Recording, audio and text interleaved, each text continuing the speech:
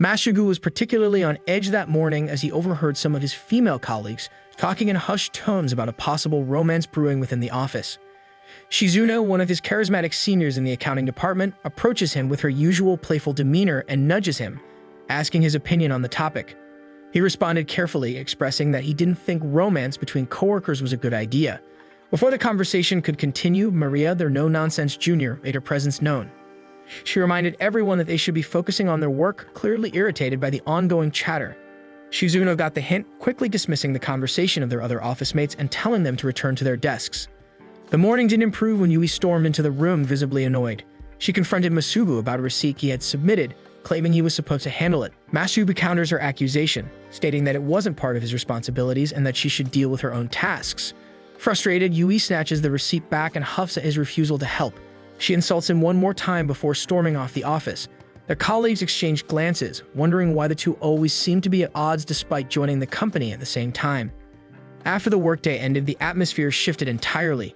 Yui greeted Masugu warmly when he arrived home, apologizing for her earlier behavior. Masugu felt relieved, having half expected their earlier spat to escalate into something worse. Yui admitted that she panicked earlier and didn't know how to act around him while maintaining their charade at work. As Masugu washed his hands, he reflected on the difficulty of keeping their relationship hidden. Their constant coldness toward each other in the office was exhausting, and he wished they could be more open about their feelings. He handed Yui a bottle of beer and cautiously suggested that they reveal their relationship at least to a few close colleagues. Yui, however, was firm in her refusal. She believed the risks were too high for both of their careers and did not want to be the talk of the office. While Masugu agrees, he tries to plead with her for softer treatment during work hours due to it being difficult to receive her harsh remarks during work.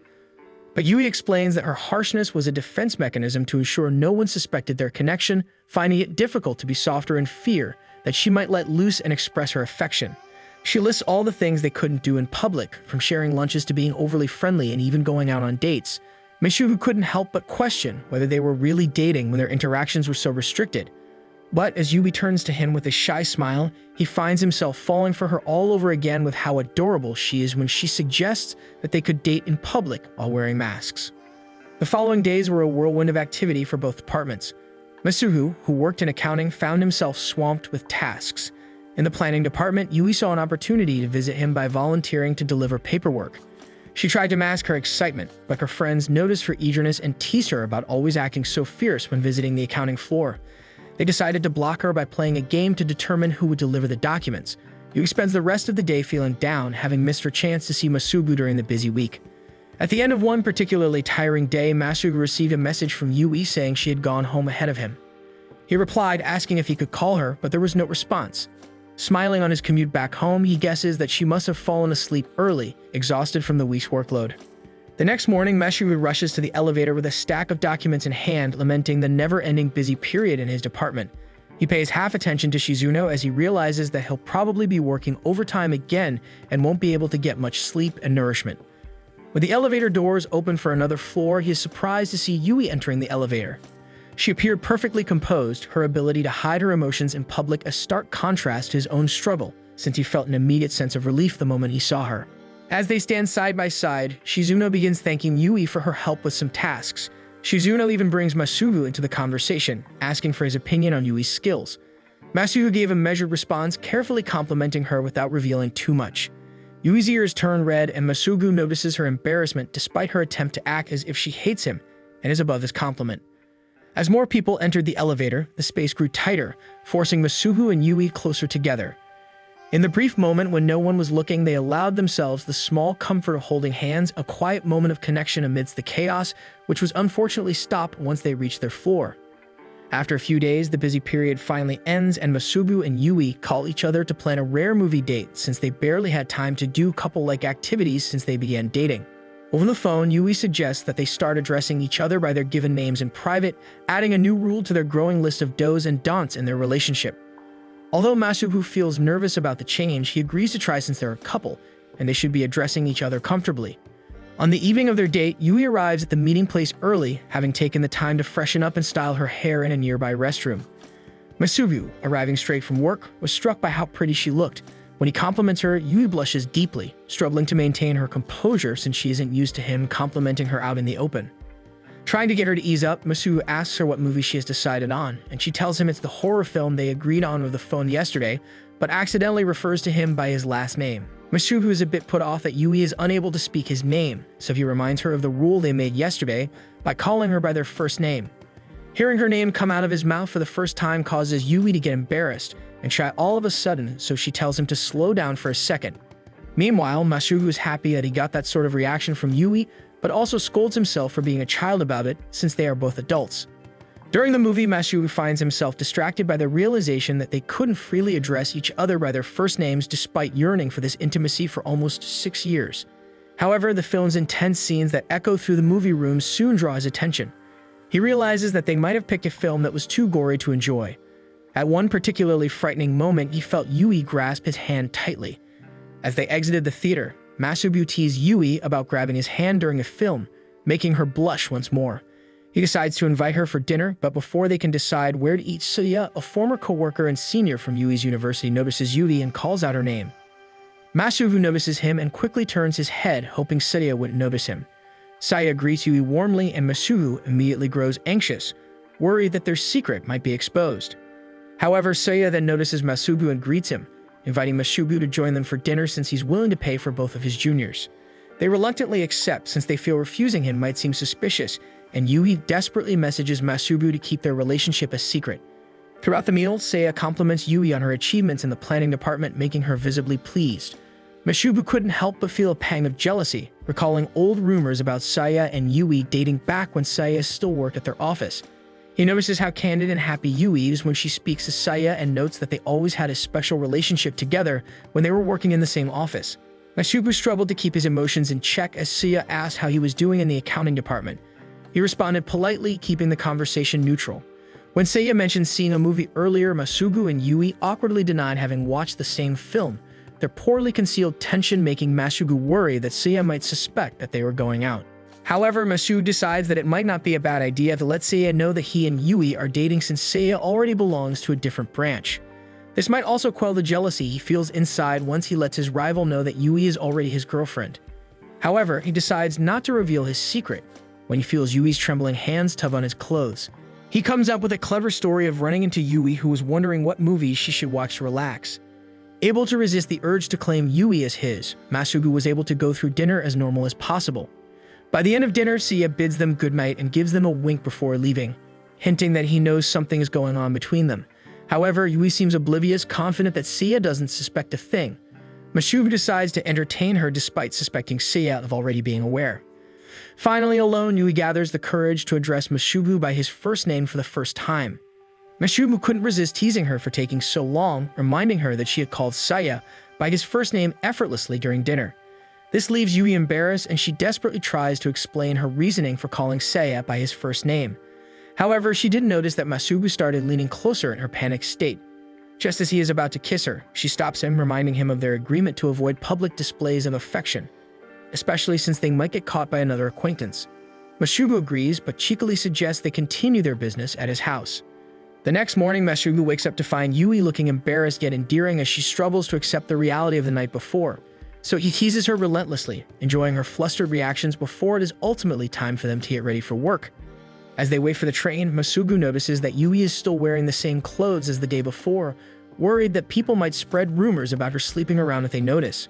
She reassures him that she has a spare outfit in her locker at work, confident that no one in the planning department would suspect a thing if she manages to change in time. To avoid being seen together at the office, they decided to take separate trains. As Masubu boards the first train, he spots Maria among the passengers and realizes she lives nearby, grateful she did not notice Yui with him. He glances back at Yui one last time before the train doors close, grateful that their relationship, though challenging, continues to grow stronger with each passing day. Another morning begins, and Masubu and Yui must once again hide their relationship from their colleagues. On their way to work, they accidentally bump into each other, putting them in a difficult situation. They can't decide whether to acknowledge each other or pretend they didn't see the other. Either way, it risks becoming an awkward moment if their office mates find out. They settle for a curt good morning before continuing on their way to the office. Yui cautiously puts on her usual fierce demeanor and hurls insults at Masubu, who responds with equal harshness to maintain their act. After a busy day at work, they decide to unwind at a bar. Masubu notices Yui stifling a yawn, clearly more exhausted than usual. She explains that her work is almost done, expressing her excitement about the launch of a new snack product she's spearheading, a significant milestone for her since it will be her first snack product. Despite her cheerful confidence, Yui secretly struggles with finalizing the product. The biggest hurdle is deciding on the perfect topping. A colleague from the planning department tells her that the accounting team has someone with an exceptional eye and taste for snacks. In the accounting department, Masugu helps Shizuno move boxes when Yui arrives. He assumes she's there to see him, but feels disappointed when she approaches Maria instead. Yumi explained that she was directed to Maria for advice. Maria samples 2 versions of the product and takes a bite of each one. She confidently recommends the one with coconut toppings and also shares insights on the best markets to release the product. Yui, eager to absorb the advice, diligently takes notes, impressed by Maria's expertise when it comes to food. Surprised that someone from accounting has such talent, Yui compliments Maria and mentions her popularity among snack reviewers online. This flusters Maria, who sheepishly asks Yui to keep her secret. She confesses that her bubbly, snack-loving online persona contrasts sharply with her professional image at work, and she doesn't want people in the office to treat her differently due to the girly persona she is online. Amused by Maria's unexpected shyness and dedication to her profession, Yui reassures her, promising to keep the secret. Her kind words surprised Maria, who had always seen Yui as fierce and intimidating due to her sharp tongue. Whenever she saw Masugu in the department, Maria begins to wonder if Yui might actually be kind to others and only harsh towards Masugu. Maria then tells Yui that she understands why Yui is rude to Masugu, citing his impossible personality. She recalls how Masugu once scolded her and Shizuno for using inconsistent fonts and spacing, ignoring the fact that Shizuno is their superior. Yui agrees, but her face betrays her. A smile blooms as a memory sparks fond thoughts of Masugu's nitpicky nature during their private time together. When Maria lists more of Masugu's annoying habits, we can't help but think of them as endearing quirks she loves about him. Surprisingly, Maria doesn't catch on and assumes Yui simply hates Masugu because she's been agreeing with her the whole time despite the dreamy smile on her face. Relieved that her secret wasn't revealed, Yui begins to worry that everyone finds Masugu annoying in his department. However, just as she starts to feel bad, Maria starts complimenting Masugu, pointing out how he's always the first to offer a hand when someone needs assistance. In a small voice, Yui admits she already knows that, recalling the time Masugu helped her when she dropped a stack of papers in the hallway, an event that sparked her feelings for him. As Maria continues munching on snacks, she muses about how much she and Shizuno rely on Masugu. She mentions that his willingness to help often makes him easy to take advantage of. Yui's facade begins to crack as she fidgets and grips her pencil, complaining about how kind Masugu is. She starts rambling about his great qualities, prompting Maria to cut her off by putting her hand in front of Yui. Maria clarifies that she isn't romantically interested in Masugu and isn't sure how to continue the conversation, since it seems Yui is trying to convince Maria that Masugu is good for her. Yui freezes, worried Maria might have caught on to her feelings for Masugu. However, Maria seems to assume they simply have a competitive and complex relationship, noting how they join the office at the same time. Later that evening, Yui spends time with Masugu at his place. Both of them are cleaning up after dinner when she notices that his shoulders have been bothering him. She offers to massage his shoulders and leads them to his room, where she immediately gets to work removing the knots on his muscles. Masugu enjoys the massage and takes the opportunity to ask Yui why she needed Maria's help earlier. Yui vaguely explains that it was about the new product, but avoids mentioning Maria's secret snack review talents and her online persona. She adds that they had a brief chat about Maria's opinion of him, but also refuses to share what she learned about what his department thinks of him. Suspicious of Yui's sudden thoughtfulness, Masugu asks why she's being so considerate when she offers him a massage. Yui explains she noticed him moving equipment in the office earlier and wanted to reward his hard work since it might have caused his shoulders to ache. She then shyly admits it's hard to resist touching him at work, making Masugu's face turn red. She suddenly realizes what she's implying and gets embarrassed, her face turning an equal shade. Yui quickly tries to cover it up by suggesting that he give her a massage next, once she's done giving him his massage. A few days later, Yui walks into the planning department in a good mood, carrying a bag of improved snack samples based on Maria's suggestions. She distributes them to her team, asking for their feedback later. When she hands a snack to Kizuki, she mimics he's struggling with his computer and helps him with a smile. Kizuki thanked her before returning to his work. Meanwhile, Masugu is in a less optimistic mood as he faces challenges in the accounting department as his accounts are rejected by the deputy director. Feeling dejected, he returns to his seat, where Shizuno and Maria try to console him, urging him not to take the criticism to heart. Frustrated, Masugu steps out to clear his head and grabs a coffee from the vending machine. He reflects on the situation, convinced the deputy director is simply out to bully him for doing a good job, when he only added 2 lines to the whole report. 2 of Masugu's friends find him in a distressed state, and he tries his best to mask how upset he is, though he's aware the expression on his face and body language betray him. Unfortunately, Yui also notices him. His friends tease him, saying he's about to get a scolding. Just as he assumes Yui won't approach him, she surprises him by doing the exact opposite. With a bright smile, she walks over to the group and hands out samples of her product, asking each of them to give their opinion on the snack so she can further improve it. As the group marvels at the snack's layers of flavor and the generous amount of chocolate, Masugu is taken aback when Yui approaches him directly to offer a sample. Hesitantly, he takes it from her hand and eats it, commenting that it's just fine. His lukewarm review irritates Yui, and she demands a more detailed critique. She tells him she's willing to accept even criticism since it'll help her improve. Masugu is impressed by her openness to feedback, something he struggles to face since he takes it as an insult. Following her instructions, he points out that the chocolate topping is a bit too much, making the snack slightly messy to eat, motioning the chocolate stain on his thumb. While his friends dismiss the issue as minor, Yui acknowledges that Masugu has a valid point. She admits that most people wouldn't want a snack that's inconvenient to eat. Thanking them for the feedback, she heads back to her department to implement the changes. Inspired by her determination, Masugu decides to return to his desk and redo his report, wishing to do his best since Yui deals with harsh feedback on a daily basis without complaint. After a long day, Shizuno invites Maria and Masugu out for drinks as a reward for their hard work. Masugu considers joining, especially since Yui often goes out with her department for drinks, and he's curious about the experience. Unexpectedly, their group runs into some members of the planning department, including Yui, at the same restaurant. They all end up in the same space, though seated at separate tables. Shizuno playfully nudges Masugu and Yui to interact, hoping a little liquid courage might ease the tension between them. Despite this, Masugu and Yui keep their distance, each staying with their respective groups. Masugu gets caught up in a conversation with Yui's friends and Kizuki, who is notably drinking juice instead of alcohol. When Kizuki excuses himself, the girls apologize for his reserved personality, explaining that he's new to their department. They share that Yui is the one who convinced Kizuki to join their outings.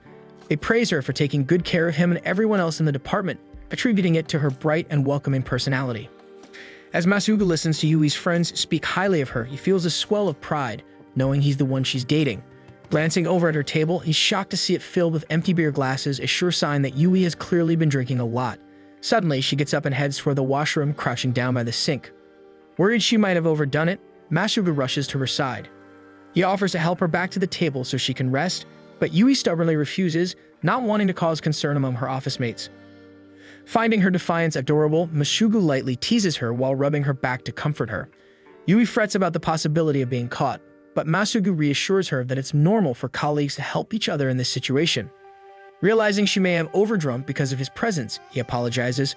However, Yui, influenced by the alcohol, gets mad at him before relishing the cooling sensation of his hand on hers. Eventually, she declares she'll stay at his place for the night and drifts off to sleep, cold to the fact they are still in public. Just then, Kizuki exits the men's washroom, catching Masugu red-handed with Yui. Kizuki awkwardly explained that he'd been waiting for an opening to leave but didn't want to interrupt until Yui fell asleep. Kizuki awkwardly asks if Masugu and Yui are dating. Feeling there's no point in denying it, Masugu confirms their relationship. The next day, Masugu tells Yui that Kizuki knows their secret, causing her to panic. She eerily suggests locking Kizuki in the storage room and taking him out there to ensure he doesn't tell anyone, but Masugu calms her down, assuring her she's overthinking the situation. He tries to convince her that Kizuki doesn't seem like the type to spread rumors. While Yui reluctantly agrees, she still worries about the small chance he might tell someone, potentially damaging their reputations and careers, especially Masugu's, given how hard he's worked at the company. Moved by her concern for him, Masugu ruffles her hair and reassures her that as long as they act as they normally do in the office, everything will be fine. In the accounting department, Masugu notices that everything seems normal. To his relief, his report has even been approved. Spotting Kizuki by the vending machines, he approaches him casually and requests again that he keep their secret. Kizuki wonders why they're hiding their relationship when the office doesn't prohibit workplace romances. Masugu explains that they want to maintain a professional image, especially since so many people depend on Yui.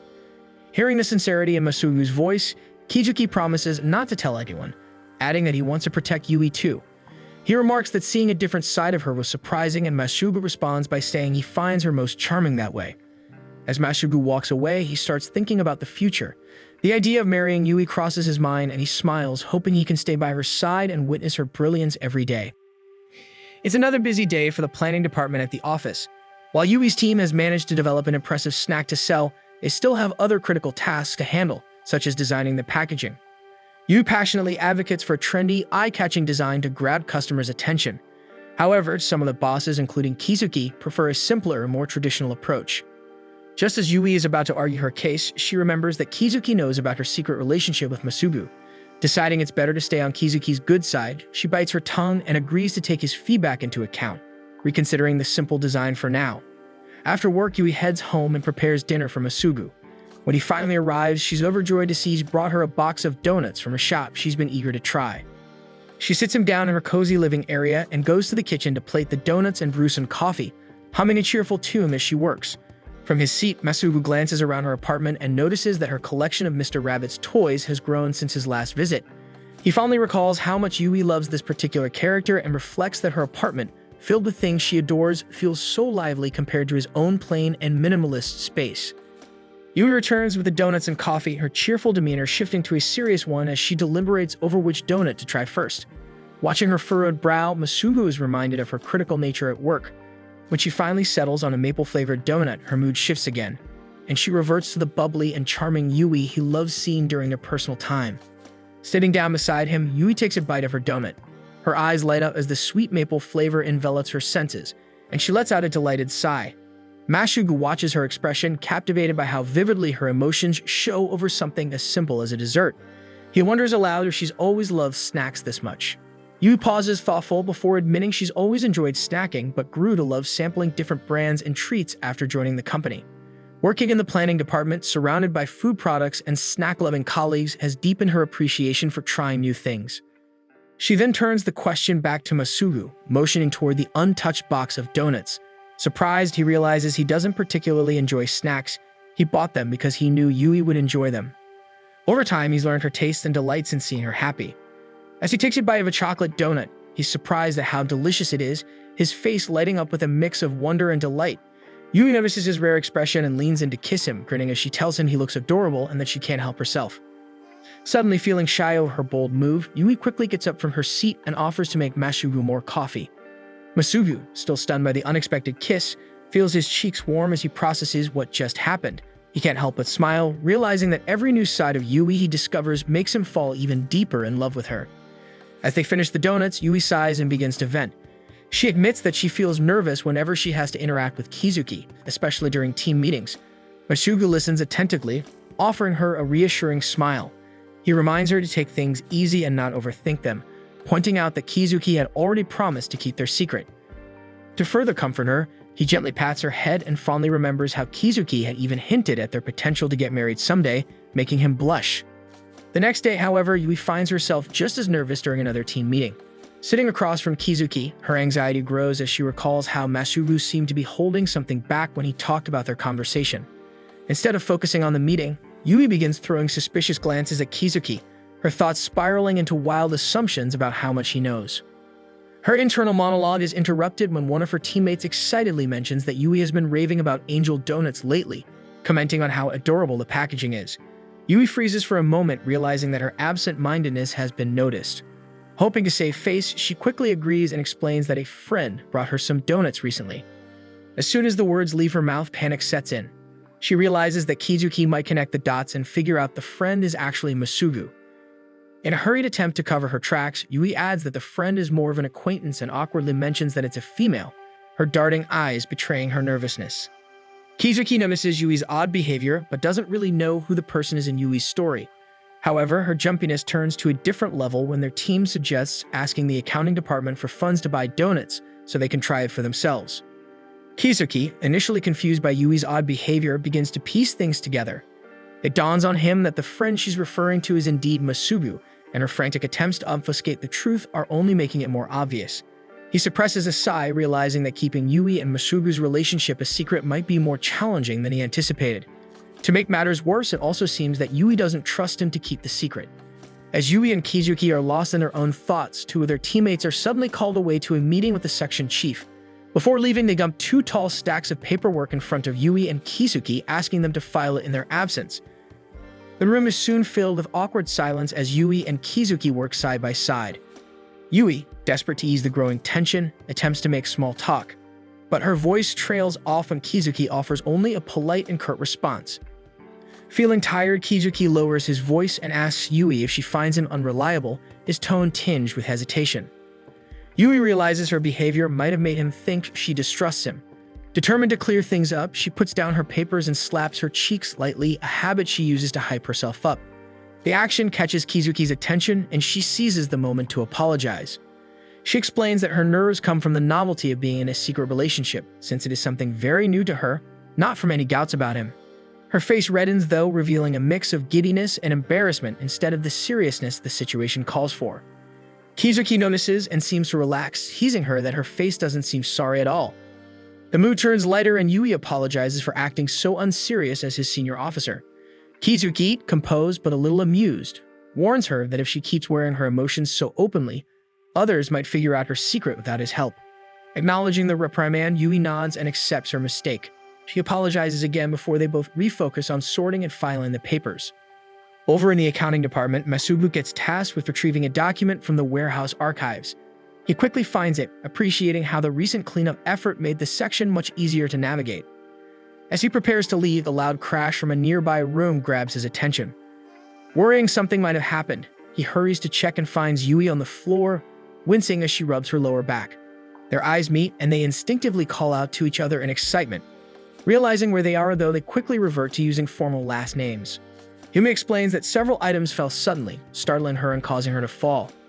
Masubu scans the room and immediately notices the disarray in the planning department's archives, a stark contrast to the neatly organized accounting section. He silently wonders how they even managed to find anything in the mess. Admitting the problem, Yui tells him that management has already instructed her team to clean it up. She starts gathering the scattered items, muttering about finding a temporary place to store them. Noticing her struggle, Masubu begins helping her pick up the mess. Still cautious about being seen together, Yui protests, insisting he doesn't need to help. Masubu ignores her protests, quipping that her department clearly isn't organized enough to handle it alone. Despite the risk of being caught, Masubu can't help but feel happy that these little moments in the office still allow him to see Yui. While sorting through the disorganized archives, he carries a flag and calls out to Yui, hoping she knows where it belongs. Yui suddenly appears next to him, her expression shifting to excitement as she recognizes the flag is the exact one she used during her first presale events when she first entered the company. For a brief moment, she drops her guarded demeanor, revealing the Yui he knows outside of work. But just as quickly, she reverts to her cold, professional attitude and instructs him to place the flag in a corner. She returns to a corner to organize more items while repeatedly reminding herself to remain in work mode so she won't get caught up in sharing intimate things with Masubu. Masubu obeys, though he wonders if their rule about staying distant during work hours still needs to apply, especially since they're alone at the moment. As they continue tidying up in silence, Yui reaches for an upper shelf. Masubu offers to handle it, but she insists on doing it herself. Hesitantly, she asks him to hold the ladder steady while she climbs. He agrees, holding it firmly as she organizes the shelf. From his position, Masubu notices her skirt and feels a wave of relief that he's the one helping her, not someone else. He eventually lets go of the ladder so he can call out to her, suggesting she come down and let him handle the task. When she refuses, he decides to remind her that she is wearing a skirt today. Yui freezes in shock as the realization hits her, and her sudden movements make the ladder wobble. She loses her balance and topples over, but Masubu catches her just in time. Holding each other tightly, they remind themselves of where they are, but the close proximity draws them closer. Just as they're about to kiss, Yui's friends from the planning department burst into the room, announcing that they are ready to help Yui with the cleaning. Masubu and Yui manage to hide themselves before they get caught, squeezing into a tight space to avoid being seen.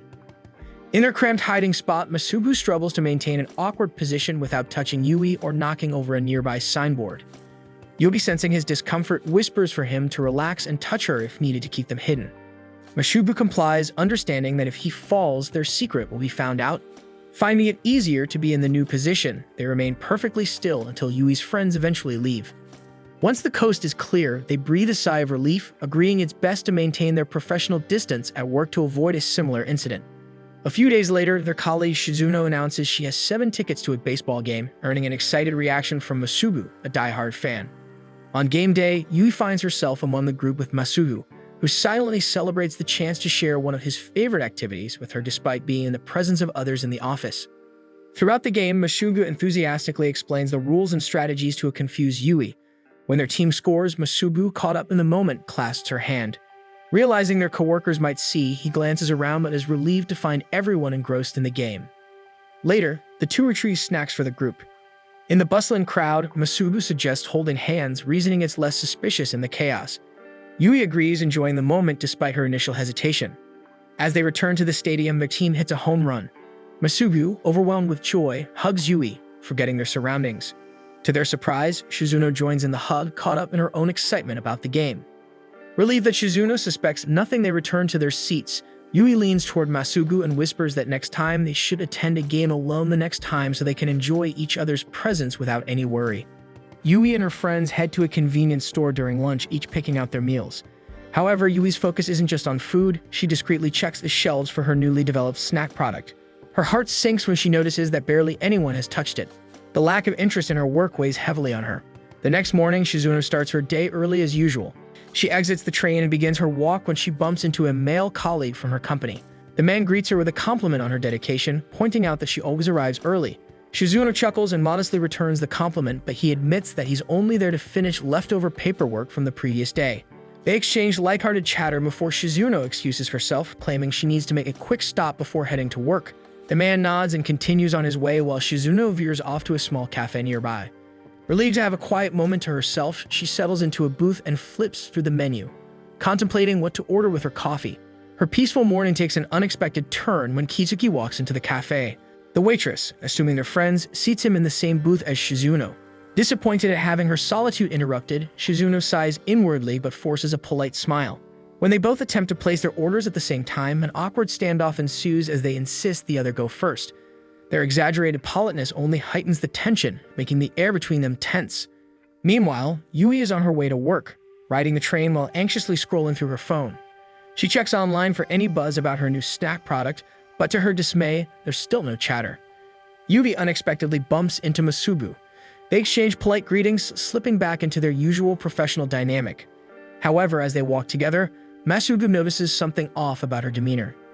Concerned, he asks if something is bothering her, mentioning that she seemed down during their phone call the night before. Yui brushes off his concern, blaming her mood on the overtime she's been putting in lately. Sensing she's hiding something, Masugu shifts the conversation to her new product. Yui nods and agrees that it's exciting, though her subdued tone betrays her true feelings. Back at the cafe, Shizuno and Kizuki receive their food, only to realize they ordered the exact same meal. Shizuno feels even more awkward and watches as Kizuki starts eating, silently encouraging her to do the same. Searching for a way to break the tension, Shizuno tries to make small talk. She tells Kizuki that he shouldn't feel obligated to wait for her if he finishes first. As Shizuno continues to chatter aimlessly, Kizuki interrupts her gently, pointing out that her food is getting cold and encouraging her to eat. He reassures her that she doesn't need to feel obligated to make conversation, mentioning that he actually prefers quiet mornings alone at the cafe. Shizuno feels a wave of relief at their shared appreciation for peaceful solitude. She excuses herself, saying she'll focus on work while finishing her breakfast. Kizuki nods in agreement and pulls out a book he's been meaning to read, settling into his own quiet routine. As Shizuno alternates between bites of her sandwich and typing away on her laptop, she sneaks a glance at Kizuki. There's something comforting about his calm demeanor, and she finds herself admiring his maturity and quiet confidence. For once, she appreciates a moment where she doesn't feel the need to fill the silence with meaningless chatter. Time slips by and Kizuki eventually closes his book, announcing that he'll head to the office ahead of her. Before leaving, he surprises Shizuno by saying he enjoyed their breakfast together and that his opinion of her as a drunk has shifted. Shizuno freezes, caught off guard by the comment. Realizing that he must be referring to an embarrassing incident from the baseball game, she suddenly worries about how he perceives her. Before she can respond, Kizuki is already heading toward the door. She sighs, trying to shake off the remark, and resolves to focus on her work with a smile. Meanwhile, at the office, Yui sits at her desk, anxiously refreshing the webpage tracking her product's performance. Despite using Maria's online influence to promote the snack, there's still no buzz. Yui's frustration grows when she overhears colleagues from another department celebrating the success of a different product launch. Jealous and disheartened, Yui begins drafting an email to her superiors explaining that her product needs more time to gain traction, since it's entirely new and not just a repackaged item. Just as she's deep in thought, Kizuki suddenly approaches her desk, startling her into closing her email window. He hands her a stack of documents, explaining that the section chief has assigned them to input new data. Without waiting for a response, he returns to his own desk, leaving Yui simmering with frustration. As Yui works through the data, her irritation mounts. She feels overlooked, especially since no one, not even her team, seems excited about her product launch. When Chiharu, a teammate, offers her some chocolates to try, Yui snaps, refusing outright and raising her voice. The entire office goes silent, shocked by her uncharacteristic outburst. Realizing her mistake, Yui instantly regrets her behavior. That evening, Yui visits Masugu. Without much thought or warning, she had decided to head to his place seeking solace. Masugu is visibly surprised to see her, especially since she looks completely drained. Welcoming her in, Masugu quickly sets about preparing food and drinks for them, though he can't hide his concern. He watches her closely, noticing the exhaustion and frustration etched on her face, wondering what could have brought her to his doorstep in such a state. After handing her a beer, Masugu listens intently as Yui immediately dives into a rant. She vents about how the section chief dumped extra work on her while she was already busy checking the progress of her product. Her frustration spills over as she complains about how no one in the office even noticed the launch of her snack. Instead, her coworkers were all abuzz with excitement over another product, one that didn't require as much effort or innovation. Yui's voice grows louder as she continues, her irritation clear. She laments how, even in convenience stores, her product sits untouched on the shelves. The sight of it gathering dust had crushed her spirit, making her feel as though all her hard work had amounted to nothing. Finally, her words falter and tears begin to pool in her eyes as she finishes her rant. Masugu, taken aback by the depth of her emotions, gently reassures her that it's normal to feel upset, especially when she's invested so much time and effort. He reminds her that all the departments in the company care about the success of every product launch, even if it doesn't always seem like it. He also mentions the difficulty they faced securing the budget for her product, proof that her team had been rooting for her from the start. Encouraging her to be more honest about her feelings, Masugu advises Yui to talk openly with her section chief if she feels overwhelmed or undervalued. The next day, Yui heads to a nearby convenience store to pick up snacks as a gesture of apology for her coworkers. While browsing, she overhears two students debating whether to buy her snack. Her heart pounds as she watches them deliberate, and to her delight, they ultimately decide to add the product to their basket. Overwhelmed with joy, Yui smiles to herself, finally feeling validated. Later, Yui walks into work with renewed energy. During lunch, Yui feels a bit drained from back-to-back morning meetings. Her two friends join her, chatting about how busy the planning department has been with meetings and data entry. However, they agree that the workload feels more manageable when they have a good meal to look forward to. As Yui takes a bite of her food, her ears perk up at the sound of Masugu's name mentioned by the table next to hers. Pretending not to notice, she leans in slightly to eavesdrop, her heart swelling as she hears the girls complimenting her boyfriend. They praise his reliability, tall stature, and overall likability, clearly impressed by him. But as the conversation continues, Yui notices that their admiration might border on infatuation. Her chest tightens with worry, and she begins to wonder if Masugu's good traits make him too popular for comfort. Yui's friends, who had been discreetly listening to the conversation at the next table, nod in agreement as they admit that Masugu is indeed likable. Their remarks only deepen Yui's self-consciousness as she glances at the girls praising her boyfriend. Compared to them, she feels plain in her casual attire and minimal makeup.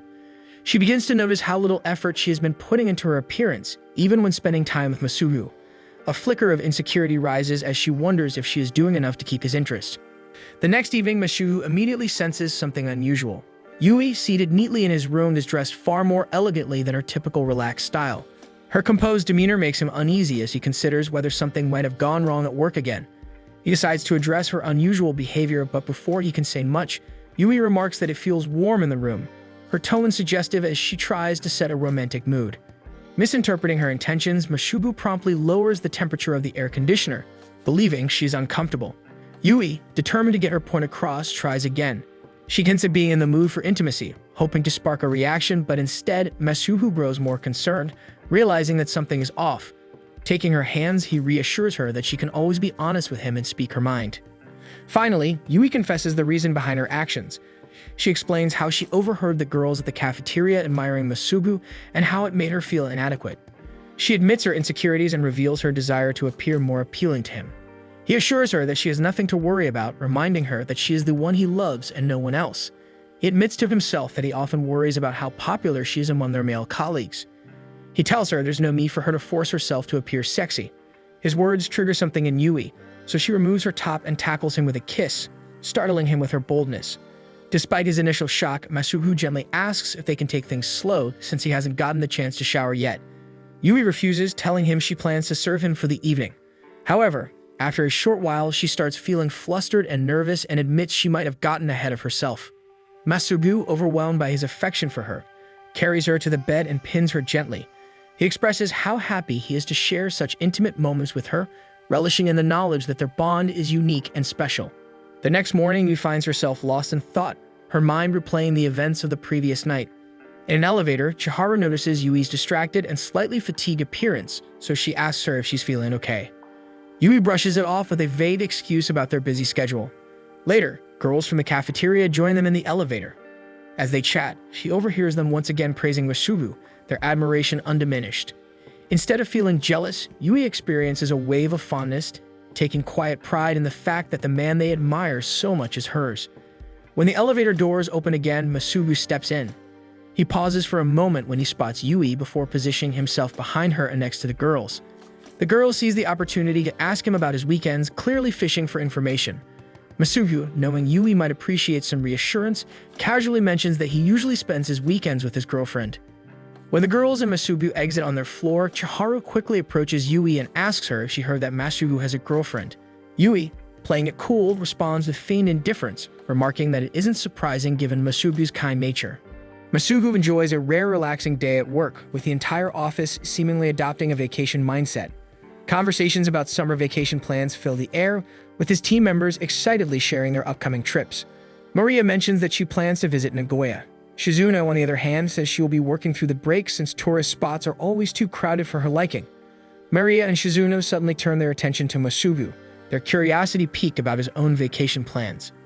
At that moment, Masubu recalls the heated debate he had with Yui a month ago, when they struggled to decide on a destination for their summer vacation. Unable to plan with a travel agency, they decided to discuss their vacation in Yui's apartment. They sat down with several pamphlets sprawled across Yui's table. Masubu had immediately vetoed Yui's first choice, Okinawa, pointing out that typhoon season could ruin their trip. Yui was insistent, arguing that there were plenty of things to do, but Masubu remained unconvinced, especially after seeing the lengthy itinerary she had prepared. He pointed out that her schedule was overly ambitious, packed with too many activities to fit into their short vacation time. In contrast, Masubu preferred something more laid back. His ideal trip was to Hokkaido, where they could enjoy the onsen, go on scenic drives, and eat at cozy grill restaurants. However, Yui found his idea boring, wanting something more thrilling and memorable. Growing tired of the discussion, Masubu had casually said they could go wherever Yui wanted, just to end the debate. Unfortunately, he failed to realize that his offhanded tone made it seem like he didn't care at all. This only worsened the situation as Yui, feeling dismissed, suddenly declared that they should just cancel the trip altogether if they couldn't find a way to make it enjoyable for both of them. Realizing his mistake, Masubu immediately reached for her hands, reassuring her that the destination didn't matter as long as they were together. He then, somewhat hesitantly, admitted that what he truly wanted was to experience a private bath with her since it would be their first trip as a couple. The confession caught Yui off guard, and her frustration quickly melted away into embarrassment. To shift the mood, she teasingly invited Masubu to take a bath with her right then and there, knowing now that it was something he secretly wanted. Squeezed together in Yui's small bathtub, she enjoyed the intimacy of the moment, but Masubu, feeling cramped and uncomfortable, couldn't help but think that a spacious hotel bath would be much better. Yui suggested they consider a new hotel in Yamanashi, hinting that it might be the perfect compromise for their trip. Returning to the present, Masubu finally responds to his colleagues, telling them that he plans to visit Yamanashi, his hometown. As the workday comes to an end, Yui eagerly finishes her tasks, excited to head home and start packing for their long-awaited trip.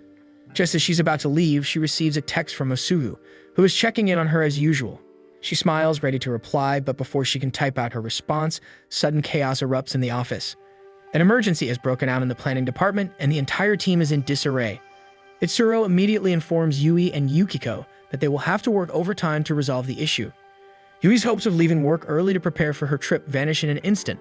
Meanwhile, Masubu grows increasingly concerned as the hours pass without any word from Yui. She had left her phone unattended in her bag to avoid distractions, completely focused on ensuring that the products were ready for delivery to the launch site. Itsuro begins to feel the weight of the looming deadline. With frustration in his voice, he informs Yui and Yukiko that they will likely need to work through the night to finish everything. Yui's stomach sinks. The realization of not being able to go on vacation begins to settle. Even though she knows Masubu would understand, disappointment wells up inside her. But instead of dwelling on it, she grits her teeth and pushes forward, determined to finish the work as soon as possible. To her luck, the on-site team unexpectedly arrives at the office to lend a hand. With the extra support, they make rapid progress, and to everyone's immense relief, they complete everything on time. Yui even manages to catch the last train home, exhausted but victorious. The products are ready for launch, and against all odds, her summer plans are still intact. Walking the quiet streets towards her apartment, she suddenly feels a firm grip on her arm. Startled, she turns to find Masubu looking at her with concern written all over his face. He had been waiting for her, worried sick after receiving no replies to his messages. Seeing the exhaustion on her face, his worry melts into relief. He gently cups her face in his hand, brushing his thumb over her cheek, a silent but tender reminder that their trip is still happening. Yui smiles at him, leaning into his touch, feeling the weight of the night's stress fade away. The next morning, Shizuno enjoys a peaceful moment in her favorite cafe, sipping her drink at a slow pace. Keisuke arrives soon after, taking the seat in front of her. When she hears that he decided to skip the summer crowds and instead take his vacation in autumn, she realizes how similar they are. Without exchanging many words, they quietly enjoy their breakfast together, appreciating the unspoken understanding between them. Meanwhile, Masubu and Yui embark on their long-awaited trip. Their first stop is a traditional dessert shop that serves a limited-edition raindrop cake only available on weekends. Yui eagerly scoots up a spoonful, her eyes lighting up at the jiggly texture. The refreshing taste and smooth consistency bring a delighted grin to her face. Masubu watches her fondly, feeling a deep sense of happiness being on this trip with her. Even though they're in his hometown, everything feels fresh and exciting simply because he's experiencing it with Yui. Noticing a speck of soybean powder on his cheek, Yui leans in and gently dabs it off with a handkerchief. Just as she's about to pull away, a small child nearby catches them in the act. Yui confidently links her arm with his, playfully declaring that it's completely normal for couples to act this way. However, their casual moment of affection takes an unexpected turn when a local TV reporter approaches them. The reporter enthusiastically asks if they would like to be interviewed.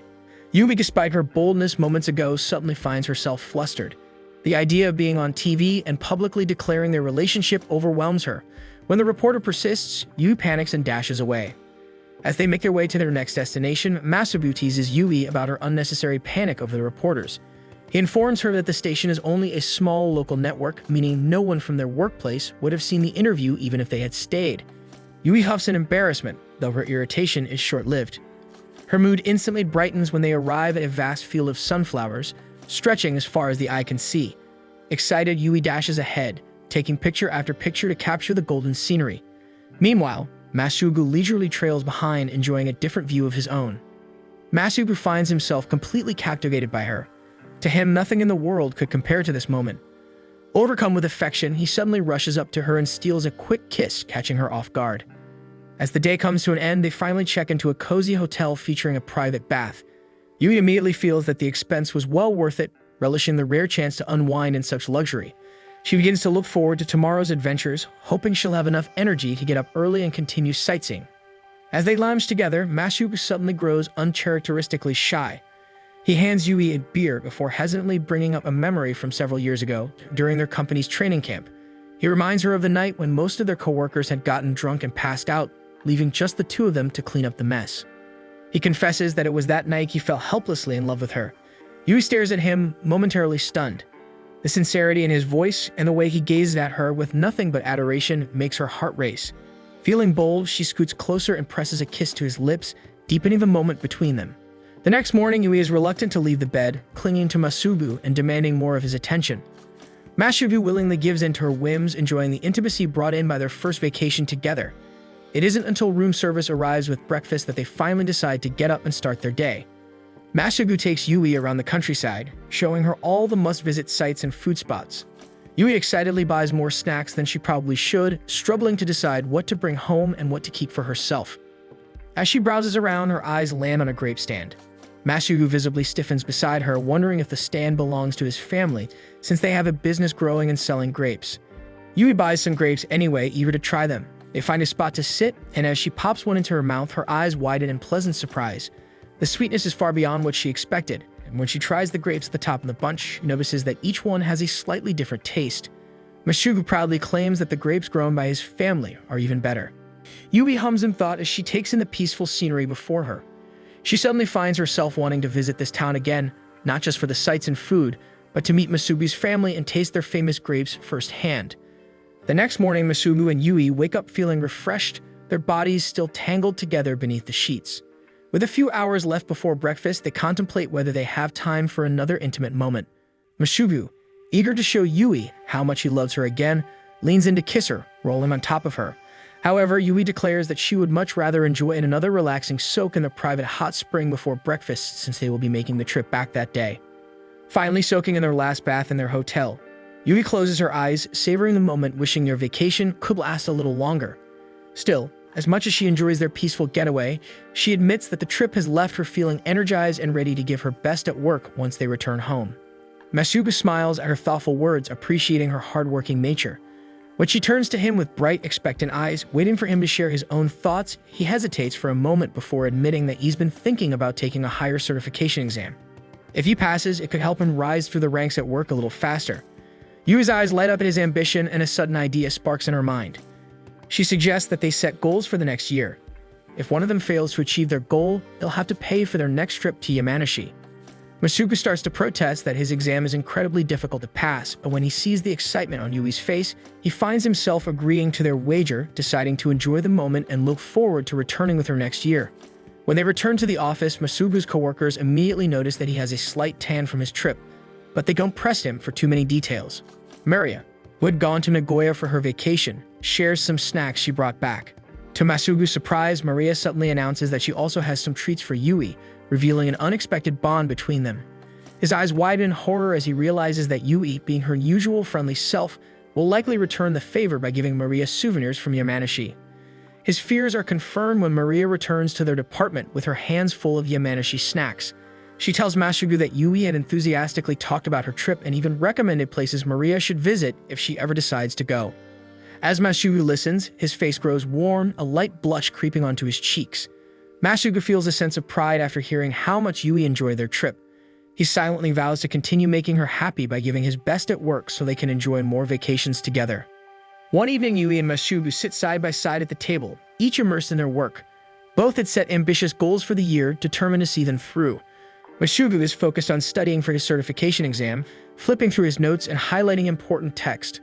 Meanwhile, Yui is meticulously reviewing the data from her last product, fine-tuning her proposal for an upcoming presentation.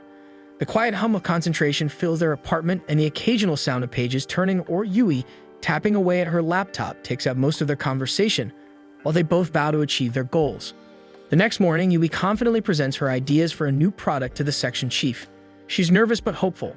To her relief, her efforts are met with positive feedback. While there are several revisions needed, she takes pride in the progress she's making toward her goal. Encouraged by the response, she resolves to keep improving, knowing she's heading in the right direction. As she walks to get ready for a meeting, she overhears a few colleagues praising a newer staff member for a product that has been performing exceptionally well. A pang of doubt creeps into her heart. She can't help but feel a little discouraged, but rather than letting the thought consume her, she reminds herself that progress, no matter how small, is still progress. Yui and Itsuro head toward a meeting room for a discussion with someone from the new business development department. Yui is excited about the opportunity and eager to push her project forward. Itsuro, however, groans, muttering that he's not looking forward to the meeting since he doesn't mix well with Hiromi, the department's representative. Hiromi was once a star in the sales department, known for his sharp business instincts and no-nonsense approach. As soon as the meeting begins, Hiromi wastes no time getting down to business. He takes a quick look at the planning department's data and immediately calls it too complicated. With a firm voice, he lists several ways they need to improve their current system, instructing them to simplify their process. Yui watches in fascination. This is the first time she's working directly with Hiromi, and she can't help but be impressed by his efficiency. Itsuro, however, doesn't back down so easily. He attempts to counter Hiromi's suggestions, arguing that the planning department's process exists for a reason and leaves little to no errors. But Hiromi is unrelenting, pointing out inefficiencies and even deeming some procedures unnecessary. The conversation grows more heated until Itsuro suddenly excuses himself to take a call, leaving Yui alone with Hiromi. What happens next catches Yui completely off guard. Hiromi looks directly at her and offers her a position in the new business development department. Hiromi explains that his department is in dire need of fresh talent and that he's been keeping an eye on her work. Her last product proposal, despite being a small step in her current department, stood out to him. He believes that in the planning department, where so many employees are vying for recognition, it may take years for her contributions to truly shine. But in the new business development department, which is still in its early stages, she has the potential to make an immediate impact and get the recognition she deserves. Yui listens in stunned silence. She had no idea Hiromi even knew about her project, let alone thought highly of her skills. The weight of his words settles on her shoulders, and she realizes this isn't just a casual offer. It's an opportunity that could change the course of her career. The idea of switching departments is overwhelming, and she isn't sure how she feels about it yet. Unable to make a decision on the spot, she decides to take a detour after work. That evening, she meets up with Masubu at a department store where products from the new business development department are being sold. Masubu observes the bustling department store, surprised at how many customers fill the aisles even on a weeknight. Curious, he samples one of the company's products and finds himself genuinely impressed. He can't help but acknowledge that catching the attention of the new business development department is a significant achievement for Yui. Yuki, however, feels a wave of conflict as she takes a bite of the product herself. It is undeniably delicious and beautifully packaged, a level of quality that seems far beyond what she is used to working on. As they exit the store with a box of chocolates from their company, doubts overwhelm her. The possibility of transferring departments is tempting, offering her new challenges and greater recognition, but she worries about the implications of leaving her current role. Her original goal of making a name for herself in the planning department still holds meaning, and abandoning it now feels like a betrayal of her past efforts and her colleagues. Unfinished projects, pending proposals, and the inevitable office gossip weigh heavily on her mind. She also realizes that if she transfers, the bet she made with Masubu about launching a new product in the planning department will no longer be valid. The mounting concerns leave her flustered. Before she can spiral further, Masubu gently pinches her cheeks, breaking her train of thought. The sudden gesture catches her off guard, pulling her back to the present. He tells her to stop fretting and to think for herself instead of worrying about what others will think. A reassuring pat on the head follows before he signals that they should start moving again.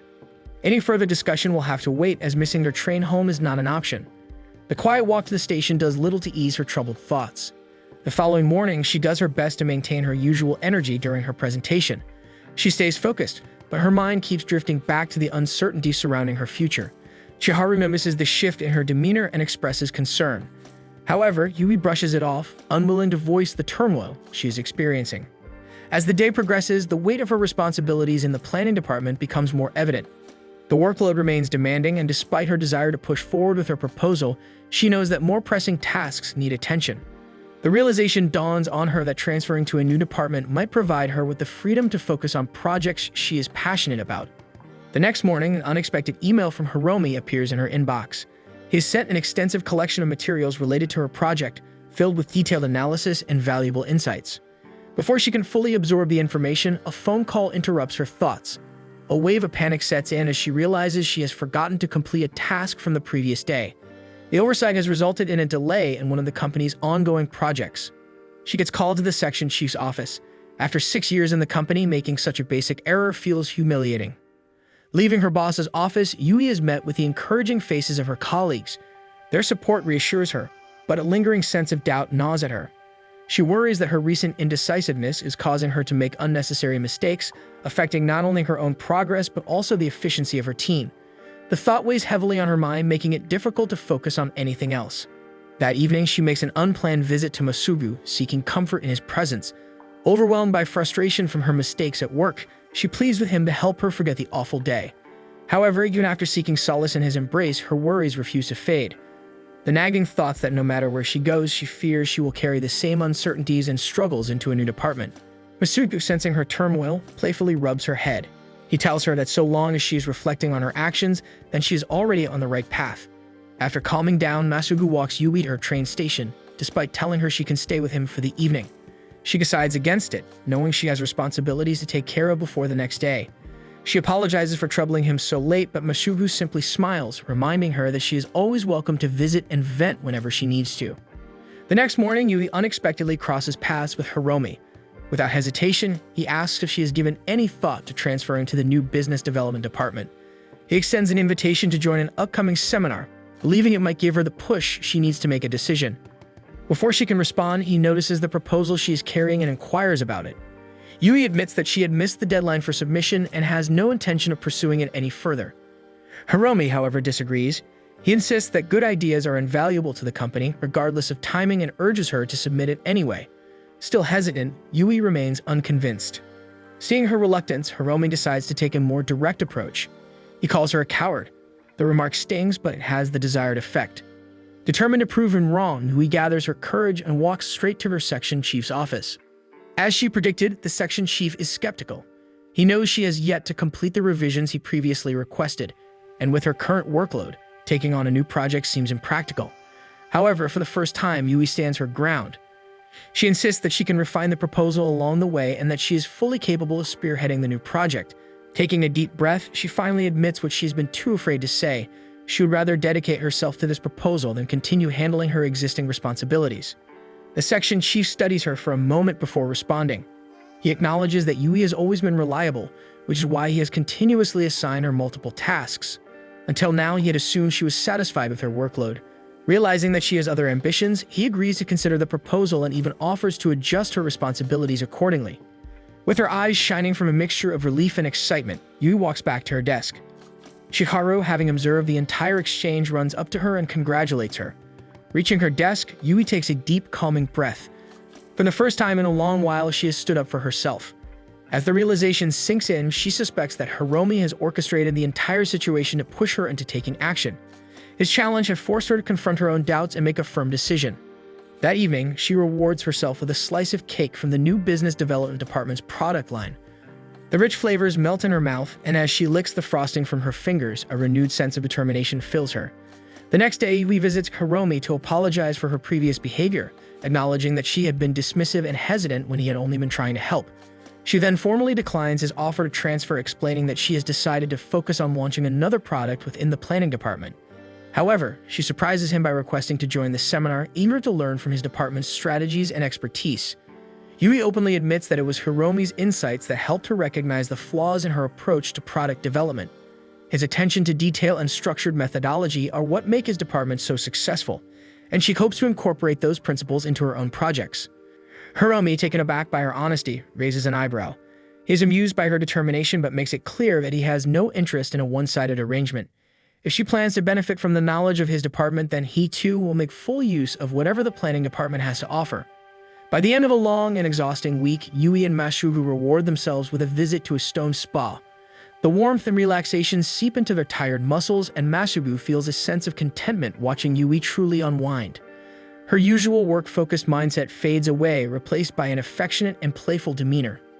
As she clings to him, resting her head against his side, Yui playfully argues that being near Masubu is the true healing she needs the most. One evening after work, Yui and Masubu plan to go on a date, but Yui finds herself caught up in a last-minute project. With time to spare, Masubu decides to occupy himself rather than wait idly. He ends up at a small grilled chicken skewer place, ordering a drink and some food.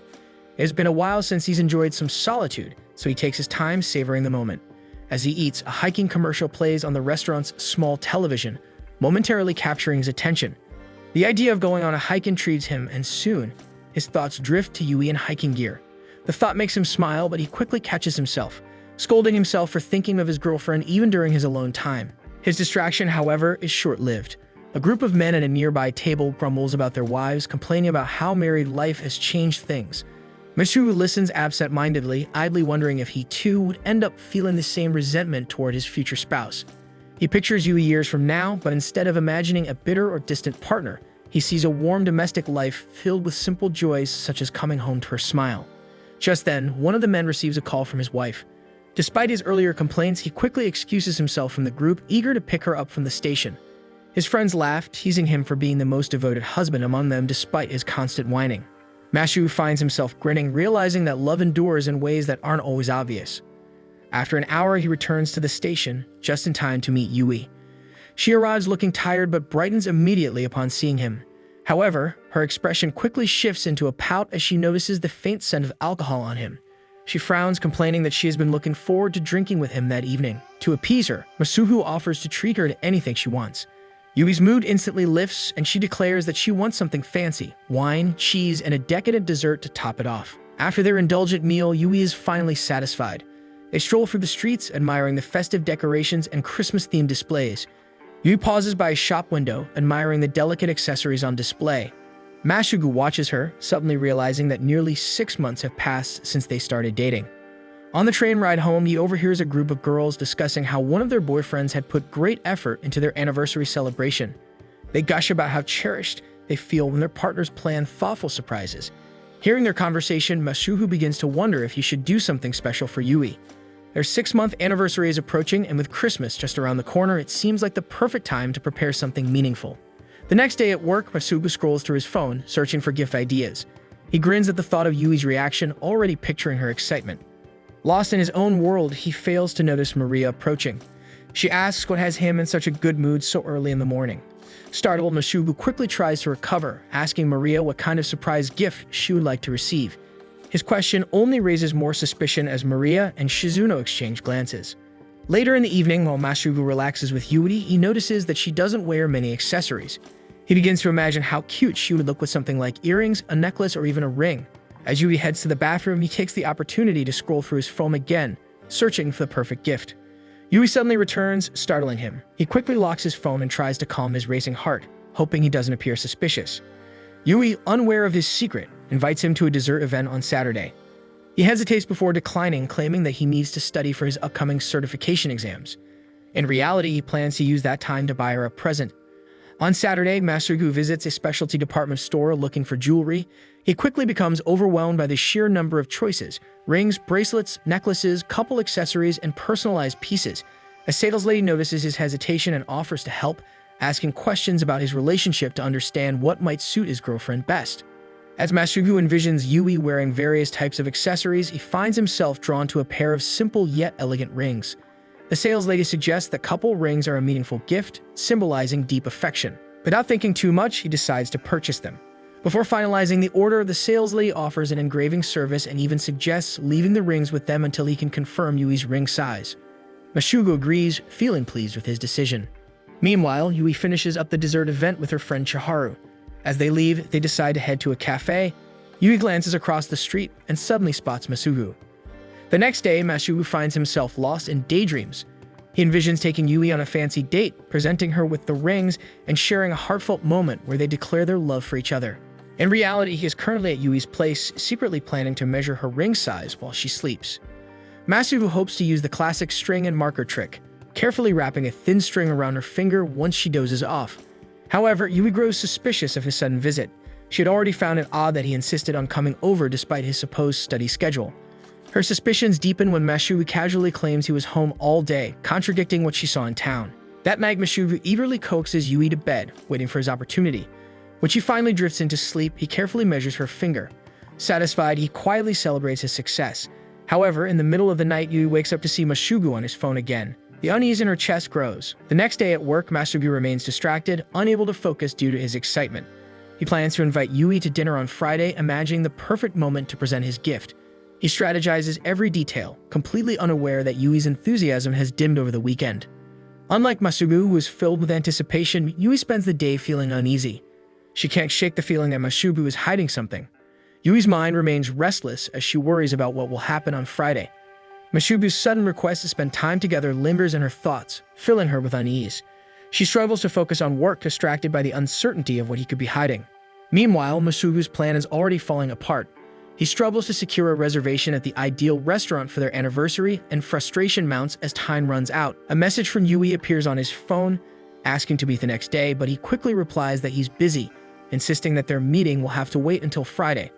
Without checking if she responded, he leaves his phone behind and rushes to the store to pick up the rings. Navigating the busy streets, he grumbles over his failed dinner plans, hoping the rings will still make the day special. He barely makes it to the store before closing and finally retrieves the jewelry he had carefully chosen. The weight of the small box in his hands brings a sense of excitement, but it is short-lived when Yui unexpectedly appears behind him. Turning around, he finds Yui standing with narrowed eyes as she demands answers. She confronts him about seeing him in town last Saturday when he had claimed to be studying. The accusation leaves him scrambling for an excuse, but her stern gaze leaves no room for dishonesty. She suddenly insists on knowing what he is hiding behind his back, stepping closer to take a peek. Panic sets in as the thought of giving her the gift now crosses his mind, but he quickly dismisses it, knowing the timing must be right.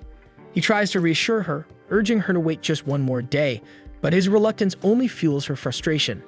Determined to uncover the truth, Yui declares that she will spend the entire evening with him, ensuring he has no opportunity to hide anything else. Masugu inwardly panics as his carefully planned surprise unravels before his eyes. The confrontation shifts when Yui's expression changes. Her frustration fades into something more vulnerable, and she admits how much the secrecy has been affecting her. Doubt settles over her features as her body begins to tremble. For the first time, uncertainty fills her eyes and the thought of him wanting to break with her crosses her mind. Realizing the misunderstanding, Masugu immediately presents the gift bag, holding it out in front of her.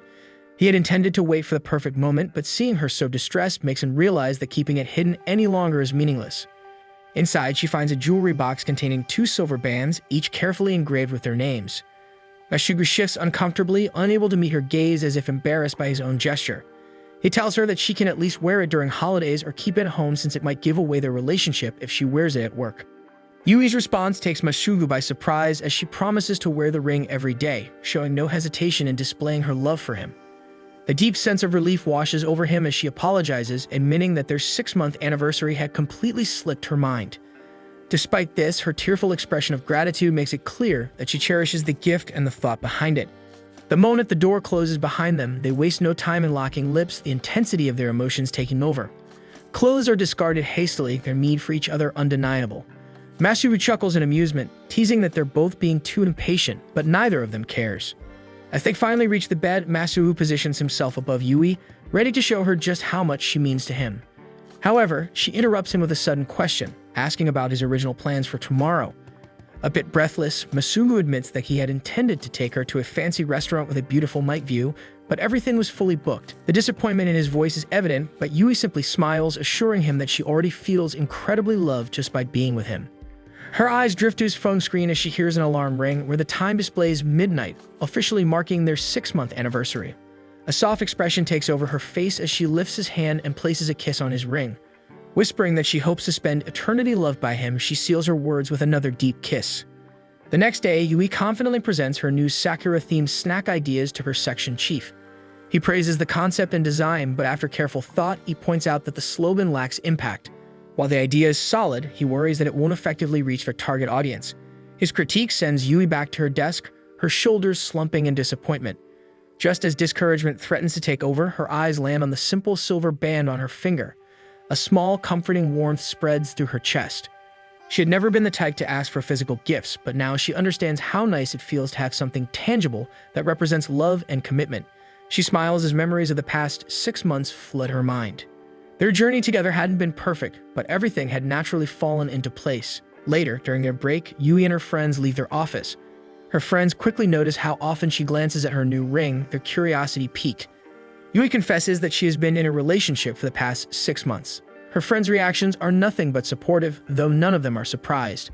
They had already suspected that she must have had a boyfriend all along. Their teasing words make Yui's cheeks flush as they remark on how much her boyfriend must love her. Yui feels giddy at their remarks, feeling a warm sense of happiness at being able to openly talk about her relationship now, even if she keeps Masugu's identity a secret. Unbeknownst to Yui's friends in the accounting department's office, Masugu sits at his desk, wearing the matching pair as a necklace tucked beneath his dress shirt. After ending work late one evening, Masugu sends a quick message to Yui, letting her know that he's finally heading home. The streets are illuminated with bright, festive lights, a clear reminder that Christmas is just around the corner. The sight makes him realize that this will be their first Christmas together as a couple. Since Christmas is an important occasion for couples in Japan, he begins to wonder what he can do to make it special for Yui. Before bed, he decides to call her, casually bringing up the topic of Christmas and asking if there's anything she would like to do.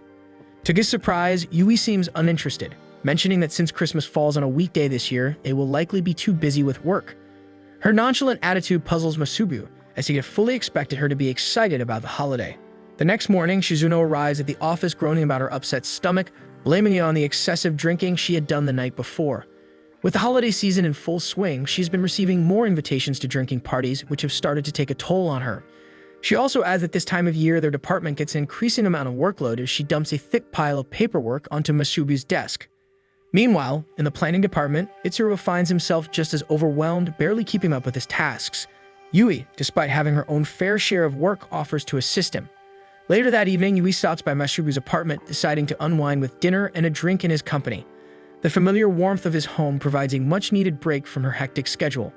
However, when Masugu offers for her to stay the night, she declines, explaining that she didn't bring a change of clothes and has an early morning meeting to prepare for.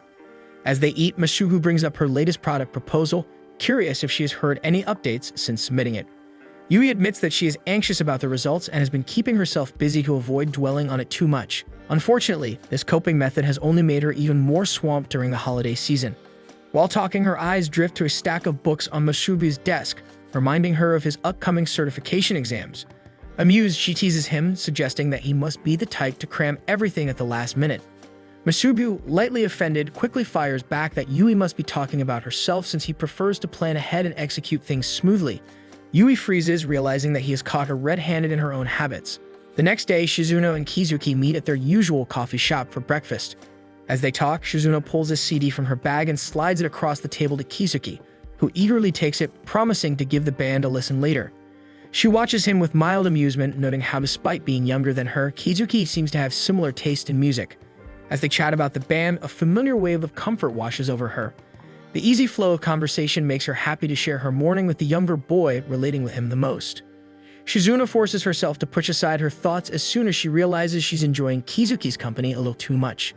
Abruptly, she stands to leave, but Kizuki mirrors her movement, mentioning that he also needs to head to work. Mindful of workplace rumors, Shizuno suggests that Kizuki leave ahead of her, explaining that she can afford to spend a few extra minutes working in the cafe before clocking in. He nods in understanding and exits, leaving her alone with her thoughts. As she watches him go, a sense of unease creeps in. She begins to worry about how she's been acting toward him, how she's grown too comfortable, too familiar. The fact that he's 8 years younger than her only adds to her hesitation. Their daily morning cafe run-ins have become routine, and she can't deny that she enjoys his company. When she catches herself thinking about his smile, she quickly crushes the thought, reminding herself of the professional gap between them. Later that evening, after finishing her work, Shizuno steps out into the city streets and is met with the sight of couples strolling hand in hand under the glow of Christmas lights.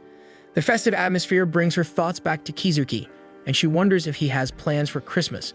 But before she can dwell on it, she shakes her head, scolding herself for entertaining such thoughts.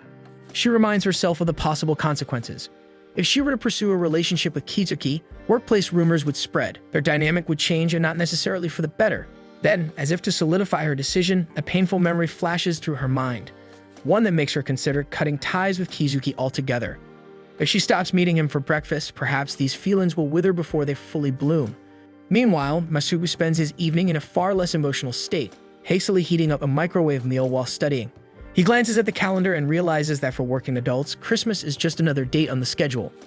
The next morning, Kizuki sits at their usual cafe table, puzzled that Shizuno hasn't shown up. At work, Shizuno is startled to hear Kizuki's voice in the accounting department. It's come to collect the event fees for the year-end party, and a ran assigned to him as part of his responsibilities. Not ready to face him, she hastily gathers the necessary documents and hands them over, keeping their interaction as brief as possible to give herself time to think. In the elevator, Masubu and Yui find themselves discussing the upcoming year-end party as their departments will be celebrating together. Masubu expresses his concerns, knowing that their relationship is still a secret and Yui tends to be uninhibited when drinking. He worries that her usual habits might expose them. Yui, however, is confident. She assures him that she has grown comfortable enough with their secret that she can handle drinking in a professional setting without slipping up. As the elevator doors open to let more people in, they instinctively step apart, maintaining a professional distance. Masubu, however, starts to worry that they might be trying too hard to appear distant. During the party, both the planning and accounting departments enjoy a lively evening filled with food, drinks, and cheerful conversations.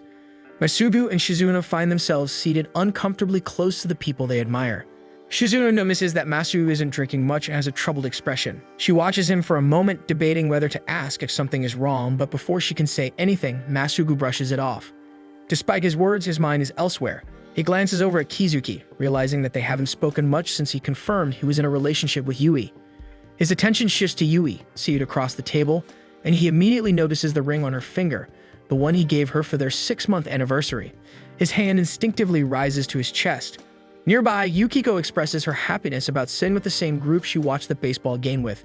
She mentions how much she enjoyed the energy of that day, and Masubu, mid-drink, suddenly recalls hugging Yui during the height of the game. He had been so caught up in the excitement that he momentarily forgot they were in the presence of their coworkers. As he subtly glances at Yui, he sees her chatting with Maria, seemingly unaware of his moment of reflection. One of the staff suggests ordering another round of drinks. As the group voices their orders, Shizuno and Kizuki both request ginger ale at the same time. Realizing this, Shizuno hesitates, then hurriedly changes her order to oolong tea. Kizuki wonders why she isn't drinking like she normally does at company parties. Meanwhile, at another table, a group playfully teases Masubu and Yui, pointing out that they must be close since they joined the company at the same time. Yui, ever composed, playfully responds. Her quirky yet calm answer impresses Masubu, who discreetly taps his foot against hers in silent approval. Their quiet moment is interrupted when Chiharu suddenly calls for the table's attention. Masubu and Yui freeze, momentarily panicking that she might have caught on to their secret. Instead, Chiharu turns to Maria and asks about her social media account, the one where she reviews snacks. Chiharu explains that she's been a longtime fan of Maria's posts and really wants to befriend her so they can talk about snacks together. At the end of the party, Masubu feels relieved that he managed to stay close to Yui without raising suspicions. However, before he can fully relax, Chiharu excitedly suggests that their group should continue the night with some karaoke. Itsuro chimes in that he wants to join them. Yui subtly signals to Masubu to decline the invitation, but he doesn't catch her meaning and, to her horror, enthusiastically agrees to join. At the karaoke bar, Yui feels increasingly flustered under Masubu's intense gaze. His quiet focus makes her self-conscious, and she tries to shake off the feeling by suggesting that he sing a particularly difficult song. However, before Masubu can respond, Itsuro eagerly claims the song for himself, boasting that it is his best performance piece. Kizuki nudges Shizuno to take the microphone, encouraging her to sing. The idea of putting herself in the spotlight feels overwhelming, and she hesitates. Just as she is about to refuse, a familiar melody fills the room. Her heart skips a beat when she realizes that Kizuki has chosen a song from a band she loves. Feeling overwhelmed by her emotions, she quickly excuses herself and steps outside to clear her thoughts. Alone in the halls, she tries to convince herself that Kizuki's actions are meaningless and that he has no deeper intentions. Before she can fully collect herself, he appears beside her, concerned over her odd behavior throughout the day. His worry only makes it harder for her to suppress the emotions she has been battling. When he suggests they leave early, she feels even more flustered. Determined to shake off her emotions, she returns inside and hastily downs a large glass of beer, hoping the alcohol will dull her thoughts. Meanwhile, Chiharu playfully presents Maria with a selection of cute outfits, urging her to wear one while performing. Maria's visible discomfort makes Yui step in to gently scold their friends for being too pushy. To everyone's surprise, Maria chooses an outfit that looks like a school uniform and performs with confidence and grace, easily discarding her nervousness from earlier in the evening. The group falls silent, never expecting her to sing. Her voice is unexpectedly captivating, carrying a depth that none of them anticipate. Feeling emboldened by the atmosphere, Yui slides closer to Masubu and suggests to do it. Almost immediately, she regrets the suggestion and tries to take it back. Masubu, however, is already scrolling through the karaoke tablet, convincing himself that in this setting, it is okay to enjoy a song with Yui without raising suspicion about their relationship. With their friends too intoxicated to care, they perform together, their voices blending into the lively energy of the night. As Christmas Eve arrives, the office remains as busy as ever, treating the holiday like any other workday. Shizuno suggests they take a short break, and Maria tells him that there are free snacks in the break room. Masugu wanders into the cafeteria to get some cake from the company and is surprised to find Yui. He attempts to greet her, but she dismisses him with a cold response. Shocked at her snap greeting, he heads to the fridge, shocked to see a huge assortment of sweets for everyone to enjoy. He grabs a slice of cake from the fridge, turns on the television, and sits beside Yui. As the screen flickers, Yui notices an eye-catching wrapping and absent-mindedly takes notes inspired by the content. Masugu observes her with quiet admiration, realizing that while his Christmas lacks the romantic flair he had originally hoped, simply being with his girlfriend is enough to keep him happy. His attention drifts to a bag of snacks beside her, immediately recognizing them as products from her first project. She admits that the snacks have been pulled from shelves due to poor sales, and that she has collected what remained before they were discarded, not wanting something she had worked hard on to go to waste. Masugu reassures her that the snack is worth something to be proud of since it was her first pitch. Something in his words makes Yui pause. For the first time, she admits that she has never truly enjoyed Christmas. Instead, since working in the company, she spends the season buried in thoughts of work, constantly wondering which products fill their office fridge. She quietly admits that she feels down that her snacks have yet to make it. This year, however, feels slightly different. There is a quiet comfort in having someone by her side cheering her on during difficult times. Masugu understands the implications, and a short and tender moment is shared by gazing into each other. Her phone buzzes, breaking the moment. The message on her screen brings an unexpected rush of excitement since she gets news that her proposal has been approved. To mark the occasion, he offers to buy her coffee, and for the first time, the holiday feels like something worth celebrating. Elsewhere in the office, Shizuno unexpectedly crosses paths with Kizuki. His expression carries curiosity as he questions her absence from their usual cafe visits. She fumbles for an excuse, citing her busy schedule and hinting that she might not return to the cafe at all. Kizuki mentions that he has been hoping to see her so he can return a CD she lent him. The underlying implication of his words makes her uneasy. He shows no concern over potential rumors, seeing no harm in their shared routine since they both enjoy the same cafe and should be allowed to continue enjoying things. As he turns to leave, he promises to return the CD whenever they meet again at the cafe. Something about his words lingers, making it increasingly difficult for Shizuno to keep suppressing her feelings. A sudden decision settles in her mind. Calling out to him before he can walk away, she suggests they exchange numbers, offering to contact him when she is ready to resume their morning breakfast so he can return the CD without having to bring it every day. Slowly walking up to her, they exchange numbers as Shizuno quietly admits to herself that she had fallen for Kizuki, no longer caring about their positions in work. Yui's day takes on a different rhythm as she steps away from her usual office work to take on a hands-on role at a department store assisting in selling Dar's chocolates. With Valentine's Day just around the corner, the store bustles with activity, and Yui finds herself busy entertaining customers, recommending products, and ensuring the brand's promotion runs smoothly. Her involvement in the sale traces back to a few days prior when she had been casually browsing the internet for a Valentine's Day gift for Masugu. Hiromi had approached her hoping to strike a deal where they could both benefit. His team, swamped with the holiday rush, was struggling to keep up with customer demand. He explained that every available member had already been dispatched to various stores and that even external temporary staff had been recruited, but they are still short in hands. Hiromi turned to Yui, convinced that her personality made her the perfect candidate for the job. Not only would she help manage the influx of customers, but she could also gain valuable insight into consumer behavior, something that would be beneficial to her own work in product development. Yui agreed, but not without setting her own terms. In exchange for her help, Hiromi would have to provide his insights on a product she was working on for the spring season. Meanwhile, Masugu's morning routine shifts. Recently, he has started studying before work, which means he now takes an earlier train to find a quiet spot in a cafe before heading to the office. His usual cafe, however, is closed for renovations that morning, forcing him to search for an alternative. As he scans the area for a suitable place, a familiar sight stops him in his tracks. Inside a nearby cafe, he spots Shizuno and Kizuki having breakfast together. They seem happy, sharing quiet conversations over their meals. What strikes him most is Shizuno's expression. There's a warmth in her demeanor that he hasn't often seen. She appears almost radiant in Kizuki's company. A strange feeling creeps into Masugu as he watches them from a distance. Before he can make sense of it, Shizuno shifts slightly, as if sensing someone's gaze on her. Masugu reacts quickly, ducking behind a nearby wall to avoid being caught. He mentally scolds himself for acting like he just stumbled upon something forbidden. His morning study session turns out to be unproductive, his mind repeatedly replaying the sight of Shizuno and Kizuki together. A part of him wonders if he shouldn't have simply walked into the cafe and joined them. After all, co-workers sharing a table isn't unusual. But something about the way they had been interacting made him hesitate. They have attended group events together before, a baseball game, office parties, karaoke nights, but seeing them alone together feels different. As lunchtime rolls around, Masugu decides to spend his break in the company's break room.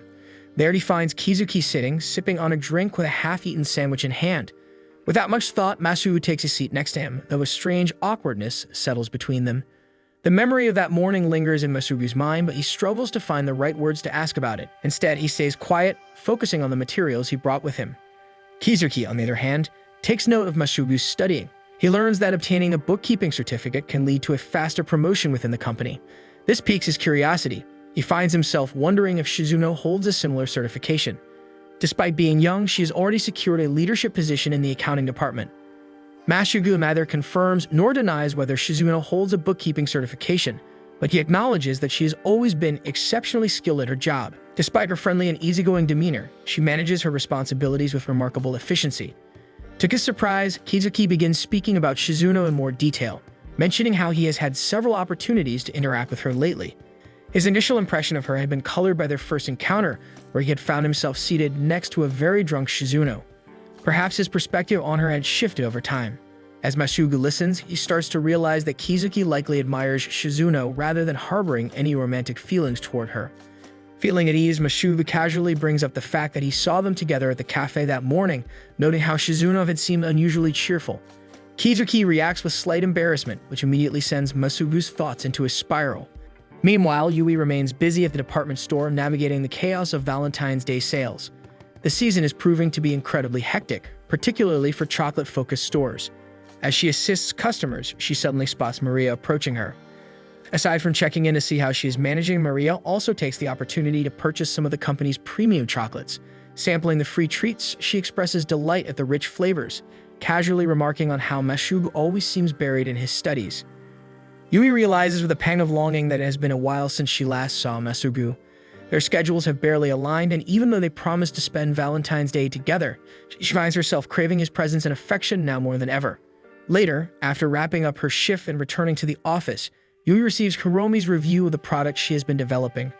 Her stomach tightens when she opens the file. Several sections are marked with red, indicating significant revisions. The corrections will take time, which only adds to the weight of her exhaustion. However, she finds solace in the fact that Maria has been keeping her updated on Masubu's activities, even if she has not been able to see him herself. Another long workday begins, and Yui is once again assigned to assist with sales. As she takes some notes, her mind keeps drifting back to the overwhelming number of corrections waiting for her. She also wonders if she will even have time to properly prepare for Valentine's Day. A particular couple catches her attention, two professionals who work in separate offices, openly discussing their Valentine's plans, and the girl even openly introduces the boy as her boyfriend to one of her colleagues, making Yui slightly sad about her situation with Masubu. By the time she returns home that evening, exhaustion crashes over her. She collapses onto her bed, reaching for her phone instinctively. A small flicker of happiness lights up her chest as she sees unread messages from Masubu checking in on her. Deciding to rest for a while before tackling her project proposal, Yui closes her eyes, but sleep eludes her. Her thoughts circle back to the couple at the store, then to the reality of her and Masubu's secret relationship. A part of her yearns for the freedom to be open about their feelings, that she knows the potential consequences could be damaging to their careers. Due to their situation, dating in public is difficult for them. If they belonged to different companies, they would have been free to date around and be seen by each other's office mates. Unable to suppress the longing any longer, she sits up, reaches for her phone and dials Masubu's number. She convinces herself that it will be a quick call, just to hear his voice. She thought a simple call would be enough. A brief moment to hear Masubu's voice and ease the loneliness creeping in. But the second his voice reaches her ears, and deeper craving takes hold of her. The desire to see him, to touch him, to close the distance between them overwhelms her. Almost in a trance, she lets slip a quiet, suggestive hint about wanting phone sex, barely realizing what she's saying. The idea of phone intimacy flickers in her mind as she imagines Masubu's gentle touch and lingering kisses. On the other end of the line, Masubu is stunned.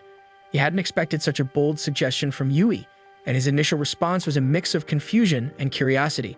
He hesitates before asking her to clarify what she means, not trusting his ears. The moment his question registers, Yui is hit with the weight of what she just implied. Heat rushes to her cheeks, embarrassment burning through her. She stammers, hurriedly taking back her words, insisting she wasn't serious. There's no way she could actually go through with something like that over the phone. Without giving him a chance to respond, she quickly hangs up, heart pounding as she buries her face under her pillow. She scolds herself for sounding so desperate, mortified by her own impulsiveness. The next morning at work, Shiharu asks her to deliver some documents to the accounting department, so she agrees. As she walks toward the department, her mind drifts to how rare it has become to casually run into Masubu at the office.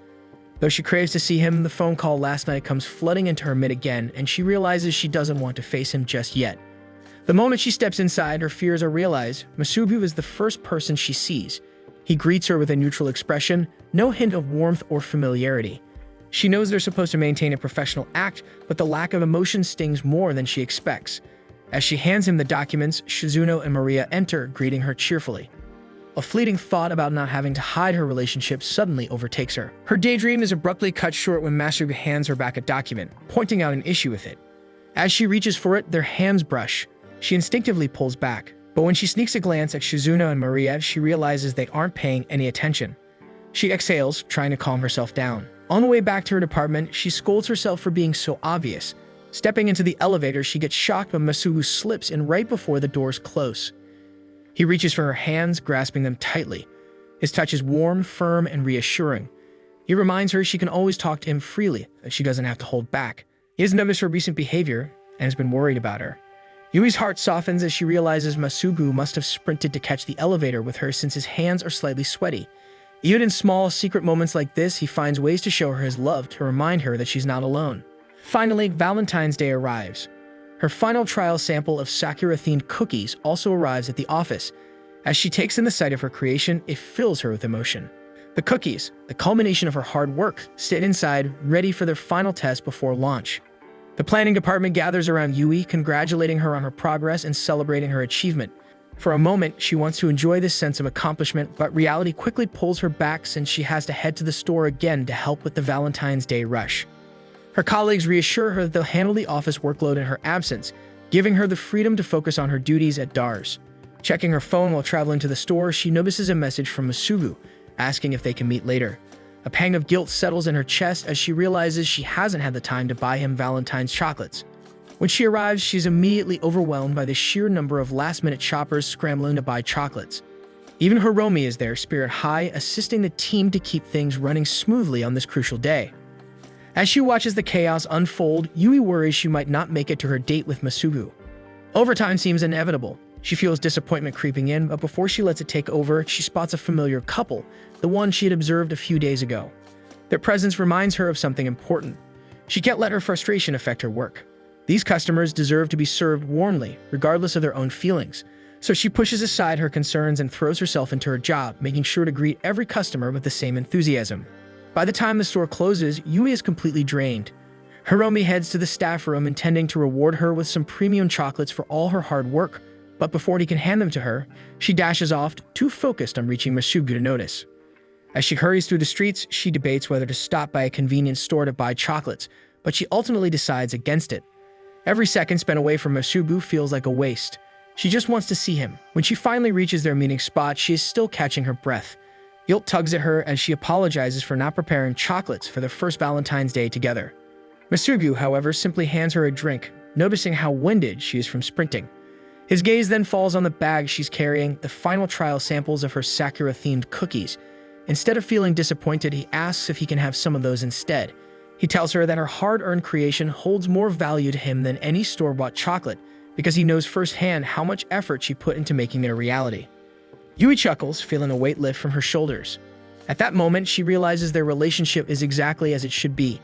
Because they work in the same place, Masugu sees her struggles, understands her exhaustion, and takes care of her in ways no one else can. As they walk hand in hand, warmth spreads through Yui's chest. Masugu suddenly suggests they finally tell everyone they're dating. She freezes, caught completely off guard. Before she can respond, he grins and says he's just joking. Laughter bubbles out of Yui, the tension melting away. Even if they have to keep their relationship a secret for now, moments like these remind her that they'll be just fine. One evening, Shizuno spends time drinking with her old schoolmates, enjoying the warmth of familiar company. Conversations flowed naturally, with each person sharing updates about their lives, their jobs, and their relationships. As the topic shifted toward romance, someone suddenly asked about her boyfriend. The question made her uneasy, catching her off guard. The next day, work returned to its usual rhythm.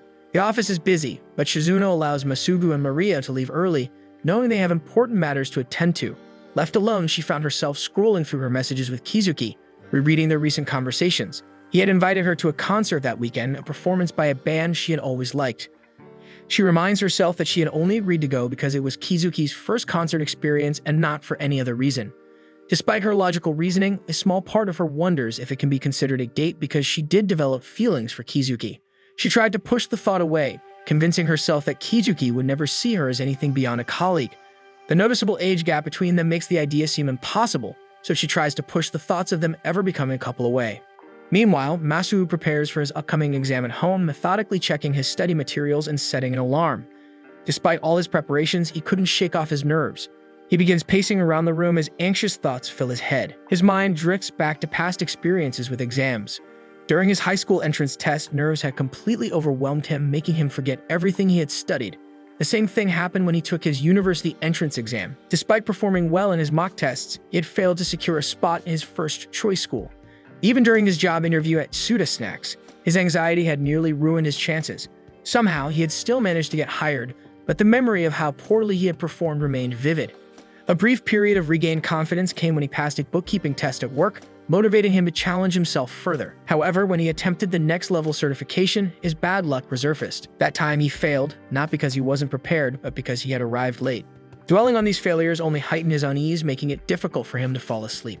His phone chimes, snapping him out of his thoughts. Yui had sent him a message wishing him luck.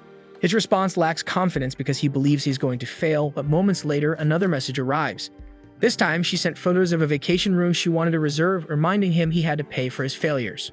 Looking at the pictures, a small smile crept onto his face. Yui is amazing, he recalls how Yui had managed to achieve her goal much earlier than anticipated. Deciding to entertain the idea, he opened the booking site to reserve the room. However, the moment he sees the price, he panics. The cost was far higher than expected. Instead of confirming the reservation, he picked up his phone and called Yui, telling her that she had to split if he actually passes the exam. Yui laughs at Masugu's antics, amused by how quickly his motivation shifts. Instead of dwelling on failure, he is now eager to pass, if only to avoid the financial burden of an expensive hotel. They agree to look for a more affordable place if he succeeds, and for the first time, his voice carries a trace of hope instead of resignation. Hanging up the phone, Masugu realizes he feels surprisingly confident. The sheer fear of having to pay a fortune on a vacation has given him an unexpected burst of determination. A final message from her arrives just before he turns in for the night, a simple but heartfelt wish for good luck. The next morning, Masugu sits at the testing center, his nerves still present but no longer overwhelming. This time, he is ready to face whatever challenges the exam throws his way. Meanwhile, Shizuno frets over her outfit for the concert.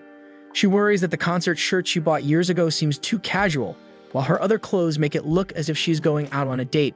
She spends so much time deciding that she ends up running late for their meeting. Arriving outside the concert area, she spots Kizuki in casual wear, and suddenly, the age gap between them feels even more noticeable. She apologizes for being late, but he doesn't seem to mind and suggests they put their extra belongings in the lockers. As they walk toward the lockers, Shizuno becomes self-conscious, wondering how other concert-goers perceive them. It's obvious she is older than him, but then Kizuki compliments her new look, mentioning that this is the first time he has seen her in such a relaxed outfit. She decides to let herself enjoy the day and allows herself to think, just for a moment, that this could be a date. Kizuki is taking good care of her after all. During the concert, she notices that although Kizuki isn't smiling, he sways slightly to the music. She can tell he genuinely loves the band and wants to experience this moment with someone who shares his interest. Then, a familiar tune begins to play, one that only those who own the limited edition CD would recognize. It was in the CD she lent to Kizuki before. She turns to share her excitement, only to find that Kizuki has turned toward her at the same time, having recognized the song as well. Kizuki suddenly becomes shy and looks away, lightly commenting that the song is nice. Shizuno relaxes, finding comfort in the shared moment. At the end of the concert, Kizuki is visibly happy, admitting that hearing a band live is completely different from listening to a CD. Suddenly, he pulls Shizuno away from an oncoming bike, making her heart skip a beat. What surprises her even more is when Kizuki holds onto her hand and asks if they can go out again soon. But then memories of her past relationship come rushing back. Her ex had hated dating a colleague, leading to their painful breakup. That heartbreak still lingers in the back of her mind. Even so, she agrees to another outing with Kizuki, though she gently asks for her hand back. Masugu sits at his desk, reviewing the exam questions from memory and cross-checking them with his notes. With each answer he recalls, a sense of confidence builds within him. Just as he begins to relax, his phone rings. Yui is calling to check on him. Her voice is bright, and Masugu finds himself in much better spirits compared to the previous night. They chat casually, the tension from the exam slowly fading away as they talk about their next vacation. Masugu is now looking forward to another getaway with Yui, a well-earned break from the pressure he has put on himself. Meanwhile, Shizuno arrives home and slams the door behind her, frustration evident in her every move. She scolds herself once again for letting her heart get entangled with someone from work. After what happened with her ex, she swore she would never make the same mistake. Her previous relationship had been a well-kept secret. Dating a senior colleague had seemed like a good idea at the time. She had believed they would push each other to grow, to strive for more. But in the end, it had been the opposite. One day, out of nowhere, he had ended things. He admitted that their relationship had been demotivating for him, that he couldn't keep up with her success. As Shizuno climbed the ranks, he had felt increasingly pressured, until he decided he couldn't take it anymore. What made it worse was that they had to continue working in the same company.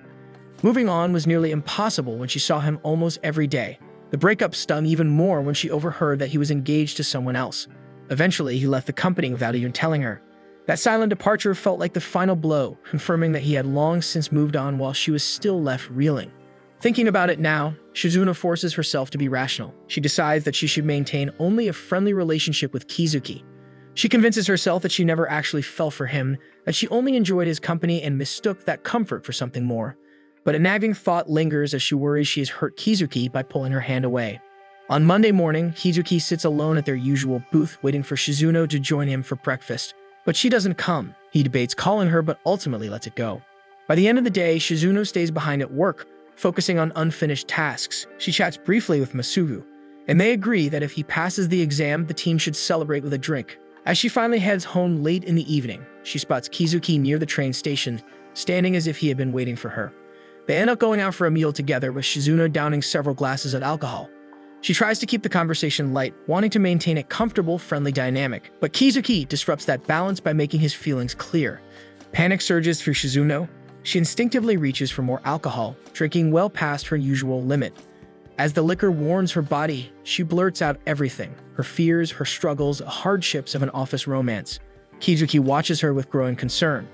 Noticing how unsteady she has become, he reaches out, attempting to feel her forehead to check if she's right. But the simple touch flusters her even more. Flustered and overwhelmed, she folds her arms on the table, hiding her face. Her muffled voice begs him to stop, making her heart race. At that moment, something shifts in Kizuki's expression. Realization dawns upon him. Shizuno feels the same way. Moments later, Shizuno finds herself in an unfamiliar, dimly lit room. Sitting up, she presses her fingers against her temples, trying to piece together what happened. The last thing she remembers is drinking far too much and Kizuki sitting beside her. Before she can gather her thoughts, the door creaks open and Kizuki steps inside, fresh from a shower, a towel draped over his head. He pauses when he sees her awake, then casually informs her that she drank herself unconscious, forcing him to bring her to his place. Looking around, Shizuno takes in the room properly. Band posters cover the walls and a small study desk sits to the side, cluttered but organized. The entire room screams Kizuki. Relief washes over her as she realizes that nothing else happened besides her passing out. Kizuki offers to walk her to the tram after he dries his hair, but as he moves to do so, he notices a strange expression on Shizuno's face. He realizes she must be thinking he took advantage of her. His voice takes on a serious tone as he firmly sets the record straight, but Shizuno tells him that she is more concerned about whether she said anything embarrassing while she was drunk. At her words, Kizuki stiffens slightly as a faint blush creeps up his face. He remembers something now. Shizuno had confessed to him in her drunken haze. Looking away in mild embarrassment, he hopes she doesn't notice his reaction. But she does. The light blush staining his cheeks gives it away, and realization dawns upon her. She must have. Before either of them can say anything else, a woman enters the room scolding Kizuki for not informing her that Shizuno was awake. Her presence catches Shizuno completely off guard when Kizuki introduces her as his mother.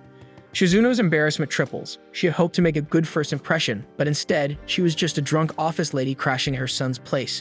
Stumbling over her words, she hurriedly expresses her gratitude, thanks Kizuki's mother for the hospitality, and apologizes profusely before leaving. As they walk toward the tram station, Shizuno remains lost in thought, overwhelmed by how much she has embarrassed herself. Her silence is only broken when Kizuki suddenly apologizes, this time for his confession.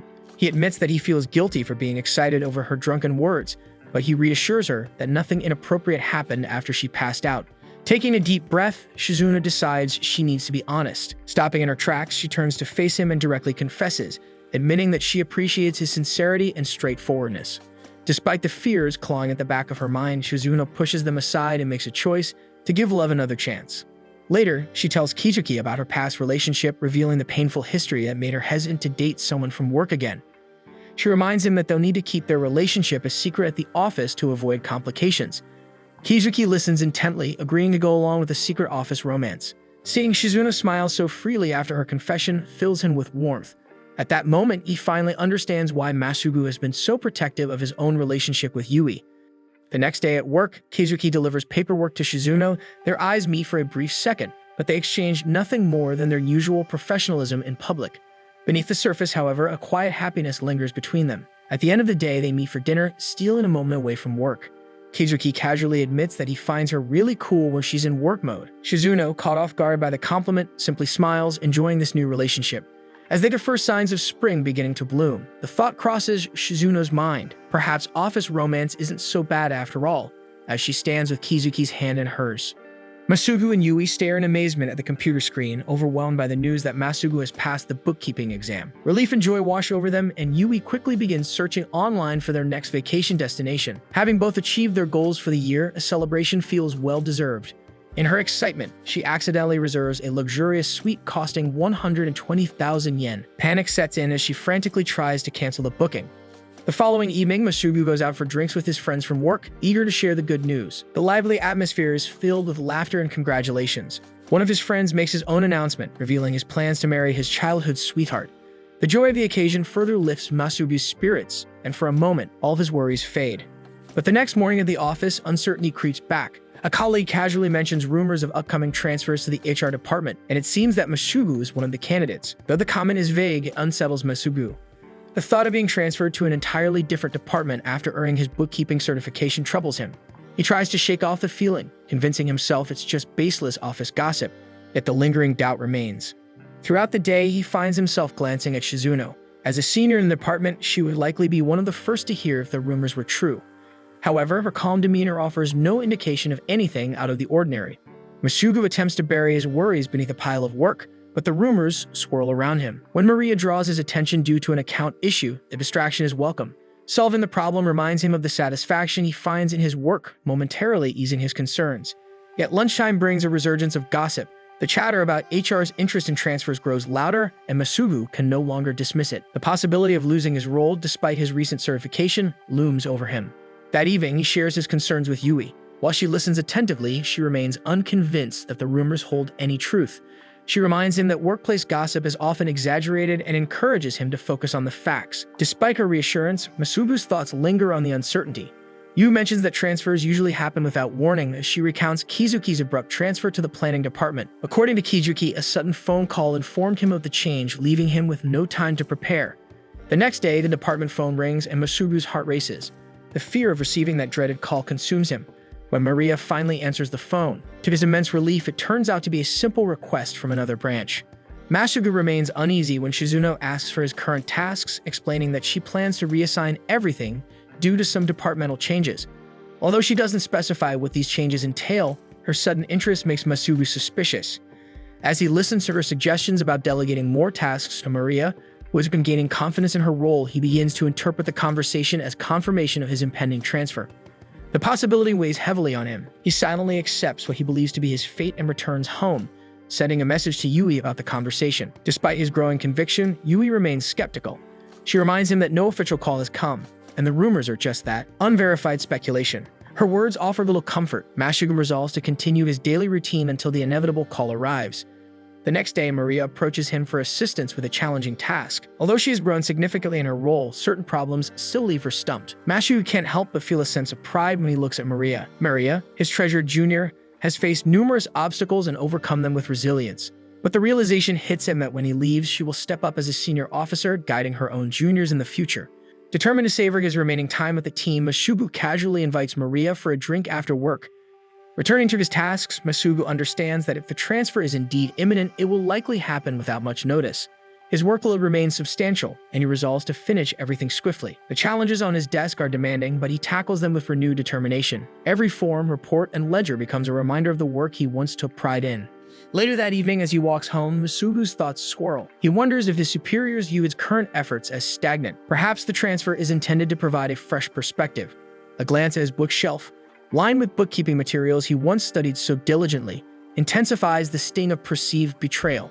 Despite this, he pushes forward the next morning, reviewing his responsibilities and thinking about how Maria will manage them in his absence. Intent on easing her transition, he devises a simplified system to streamline her tasks. He meticulously documents processes, creating step-by-step guides for every aspect of his role. Maria and Shizuno can't help but notice his uncharacteristic enthusiasm. His sudden burst of productivity is met with concern. Eventually, Maria accepts his invitation for a drink, but makes a small request. She also wants to grab a bowl of ramen, to which Masugu quickly agrees. Meanwhile, in the planning department, Itsuro chats animatedly with the women on his team about his recent hobby, camping. He describes how he's been taking his family on camping trips, relishing the opportunity to bond in nature. The girls marvel at the idea of camping, wanting to experience it for themselves, so Itsuro suggests they all go on a camping trip. Meanwhile, Masugu is still busy working to ensure his transfer goes as smoothly as possible. He decides to take a break to recharge and unexpectedly runs into Yui, who is also taking a break before resuming her overtime work. Unable to hold it in, Masugu asks Yui what she thinks about the HR department. He has already accepted the fact that transfer will happen. While he was fixing his documents and streamlining his work, he realized that he had done well in the accounting department, even though it wasn't his first choice when he entered the company. He acknowledges his ability to adapt and believes he should be able to handle work in HR just as well, or even better, as long as he remains dedicated. He credits his achievements to Yui, since it's because of her that he's been striving to work hard. He also gloats over the manual he's been compiling for Maria and Shizuno, expecting praise from them when he finally presents it upon his departure. Yui smiles at him even though she doesn't believe he will be transferred. At least Masugu is looking at everything positively. She also extends an invitation from Itsuro to go camping. Apparently, he wants to go camping with everyone in their karaoke group, hoping this will be another fun occasion for them all. Masugu is interested, especially since it will be his last time going on an outing as an accounting team member. He is slightly worried that the group might find out they are dating since they were lucky the last time, with everyone being drunk. Yui reassures him, believing they are skilled at keeping their relationship a secret after a year of practice. She also thinks it's fine if people find out as long as it happens accidentally. She admits that the only reason she hasn't told others is that she's too shy, but maybe in the future, they can be open as a couple. Masugu realizes that things are slowly changing around him, including his and Yui's relationship. He hopes that it's all for the better because the chance to be open with Yui in public is a dream. Eventually, the camping trip day arrives and the group marvels at the open scenery before them, thankful for the breath of fresh air. Itsuro slightly regrets his choice since he didn't consider the group's size and was too eager to share this experience. But his wife and kids seem happy to be joined by a large group. As the group begins to unload their belongings, Itsuro's wife Shiori notices Shizuno and approaches her. Shiori used to work at the company but left to raise her children. Masugu also recalls that she was once in the sales department and was one of the best before stepping away from her career. Looking around at the group, Masugu realizes how close he has grown to everyone. They have formed their own circle of friends within the office. Following Itsuro's lead, the group learns that he has rented 2 cabins for their outing. He instructs everyone to unpack first, after which they can either go for a walk or enjoy a drink to invigorate themselves for the day. The group chooses to relax and drink first, with many opting to play at a nearby river with the kids. Shizuno watches them, feeling slightly out of place until she notices Kizuki quietly enjoying a book next to her instead of mingling with the others. She tries to convince him to enjoy nature with the rest of the group since he's around the same age, but he refuses, choosing instead to spend time with her. Shizuno suggests playing a game, but one of Itsuro's children overhears and eagerly joins in. The 2 adults soon find themselves entertaining the child instead of having a quiet moment together. Later, preparations for dinner begin with the group setting up the grill and preparing ingredients. Inside the cottage, Yui and Shiori work together to make curry. Yui confesses her excitement to try Shiori's dish, having heard Itsuro's endless praises about his wife's cooking during their time at the company. Curious, Yui asks Shiori about her relationship with Itsuro when they were dating. Shiori shares that although they initially tried to keep their relationship a secret, they were terrible at hiding it, and eventually, everyone found out. She notes that if people had asked, she would have been honest from the start. Shiori then reveals her plan to surprise Itsuro later with a cake for his upcoming birthday. She asks Yui for help with the surprise, and Yui eagerly agrees. As the BBQ continues, Masugu offers to check on the curry. He takes a moment to enjoy the peaceful forest scenery before entering the cottage. Inside, he quickly gets roped into the birthday surprise preparations. Shiori had bought a sponge cake and some decorations, hoping to celebrate early since Itsuro would likely be too tired from an upcoming business trip to celebrate on his actual birthday. To help with the cake, they call Itsuro's kids to assist with decorating. However, Itsuro grows suspicious when he notices Yui and Masugu acting oddly. Chiharu and Yukiko, noticing the tension, cleverly divert Itsuro's attention by asking him to help with the bonfire, giving Yui and Masugu a much-needed opportunity out of the situation. Masugu can't shake the feeling that Chiharu and Yukiko might already suspect his relationship with Yui. Despite this, he pushes the thought aside, focusing instead on informing the group about Itsuro's birthday without him noticing. When the cake is finally presented, Itsuro's family leads the way in celebrating, with everyone offering warm applause. For a moment, Itsuro is speechless. He had completely forgotten how close his birthday was due to his busy schedule and was deeply touched by the gesture. Overwhelmed, he jokes that the cake is too precious to eat, deciding to take a photo before cutting it. As the night winds down, Itsuro and Shiori tuck their kids into bed, while the younger staff enjoy the cool evening air around the bonfire. The conversation turns to the joys of parenting, with many expressing admiration for Itsuro's dedication as a father. Masugu listens thoughtfully, believing that now might be the perfect moment to share his own surprise. Chiharu, however, catches him off guard by remarking on how surprisingly well Masugu and Yui get along despite their reputation for butting heads at the office. The playful comment causes Masugu and Yui to freeze, exchanging nervous glances as they silently ask each other whether now is the right time to reveal their relationship. Yui smiles, giving a small nod of encouragement. They wait for the perfect moment, and Masugu finally gathers the courage to get everyone's attention. He takes a deep breath, ready to share the truth, hoping their friends will be as supportive as he imagines. Just as Masugu is about to confess that he and Yui are in a relationship, the group's curiosity shifts toward Kizuki and his life. Kizuki shares stories about his typical days off, but the conversation takes an unexpected turn when he reveals that he recently started dating an older girlfriend. He mentions how she often takes the lead, given her experience, which piques everyone's interest. Sensing the growing curiosity, Shizuno becomes visibly uncomfortable. Attempting to stop Kizuki from revealing too much, she quickly volunteers to take out the trash. However, Kizuki continues talking about his relationship without revealing any identifying details. As Shizuno steps away, Masugu catches sight of her flustered expression. A realization dawns on him: Shizuno and Kizuki are most likely the couple in question. With his own opportunity missed, Masugu silently agrees with Yui to maintain their secret a little longer, trusting that another chance to reveal their relationship will come soon. The next morning, while the majority of the group remains fast asleep, Masugu wakes up to the gentle warmth of the morning sun and the crisp freshness of the air. He decides to take a leisurely stroll before breakfast, relishing the peaceful surroundings. To his surprise, Yui is already up with the same idea in mind. They decide to walk together, enjoying the tranquility of the forest. Yui takes a deep breath and with a newfound sense of confidence admits that she wants to be open about their relationship, at least with the people from the camping trip. Masugu agrees, suggesting that Chiharu and Yukiko could be the first to know.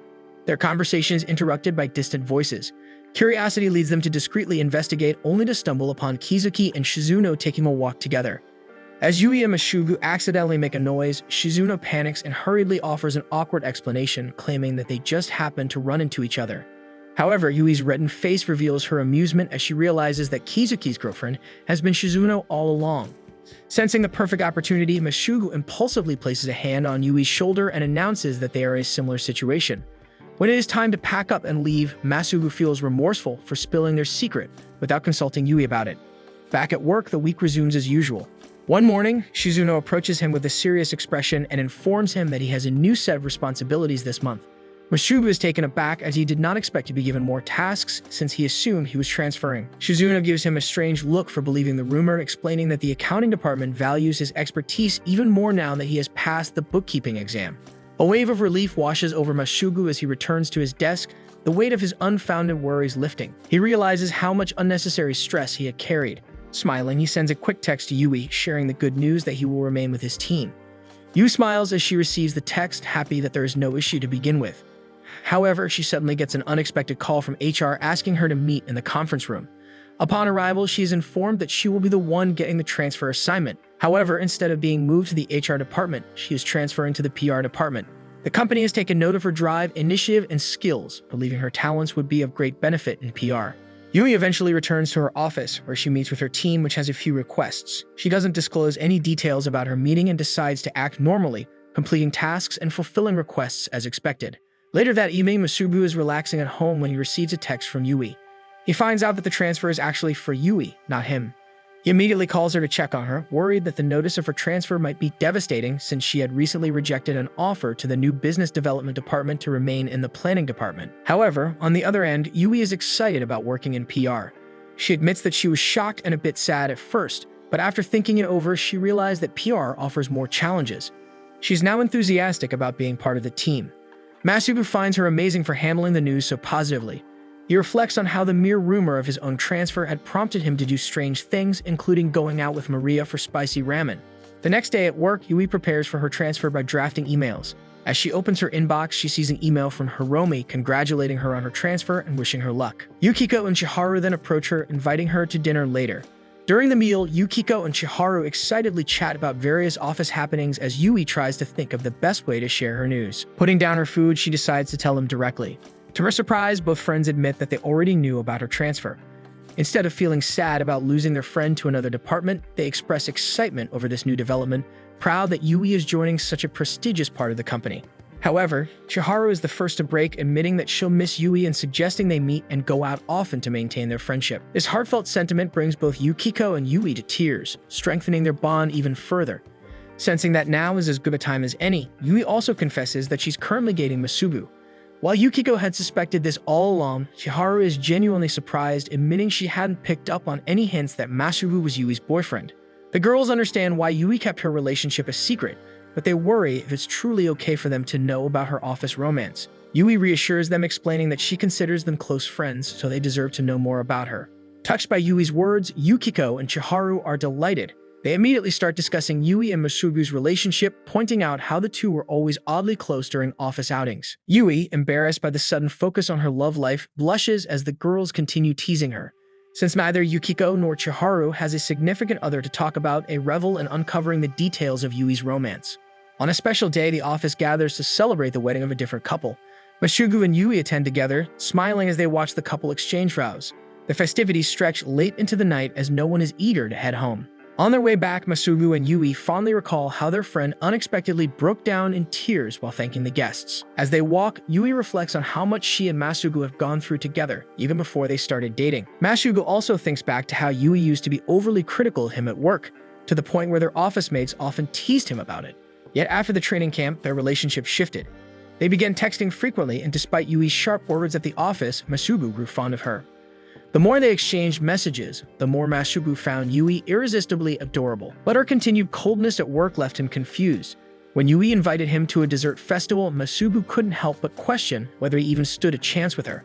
The mixed signals were impossible to ignore. Still, he accepted the invitation, determined to enjoy the outing. He also decided to be more open and friendly at work. The next day, as they rode the elevator together, Masubu took a chance and complimented Yui's hairstyle.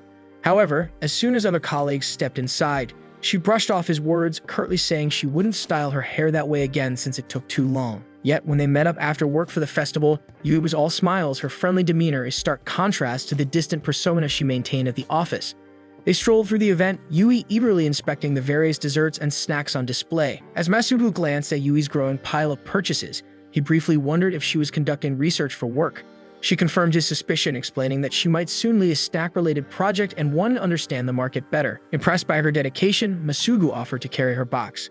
Seeing Yui's delighted expression as she thanked him, he found her even more endearing. Just then, a cheerful sales lady approached them. Noticing their comfortable chemistry, she assumed they were a couple and enthusiastically suggested they take a photo together at one of the festival's themed displays.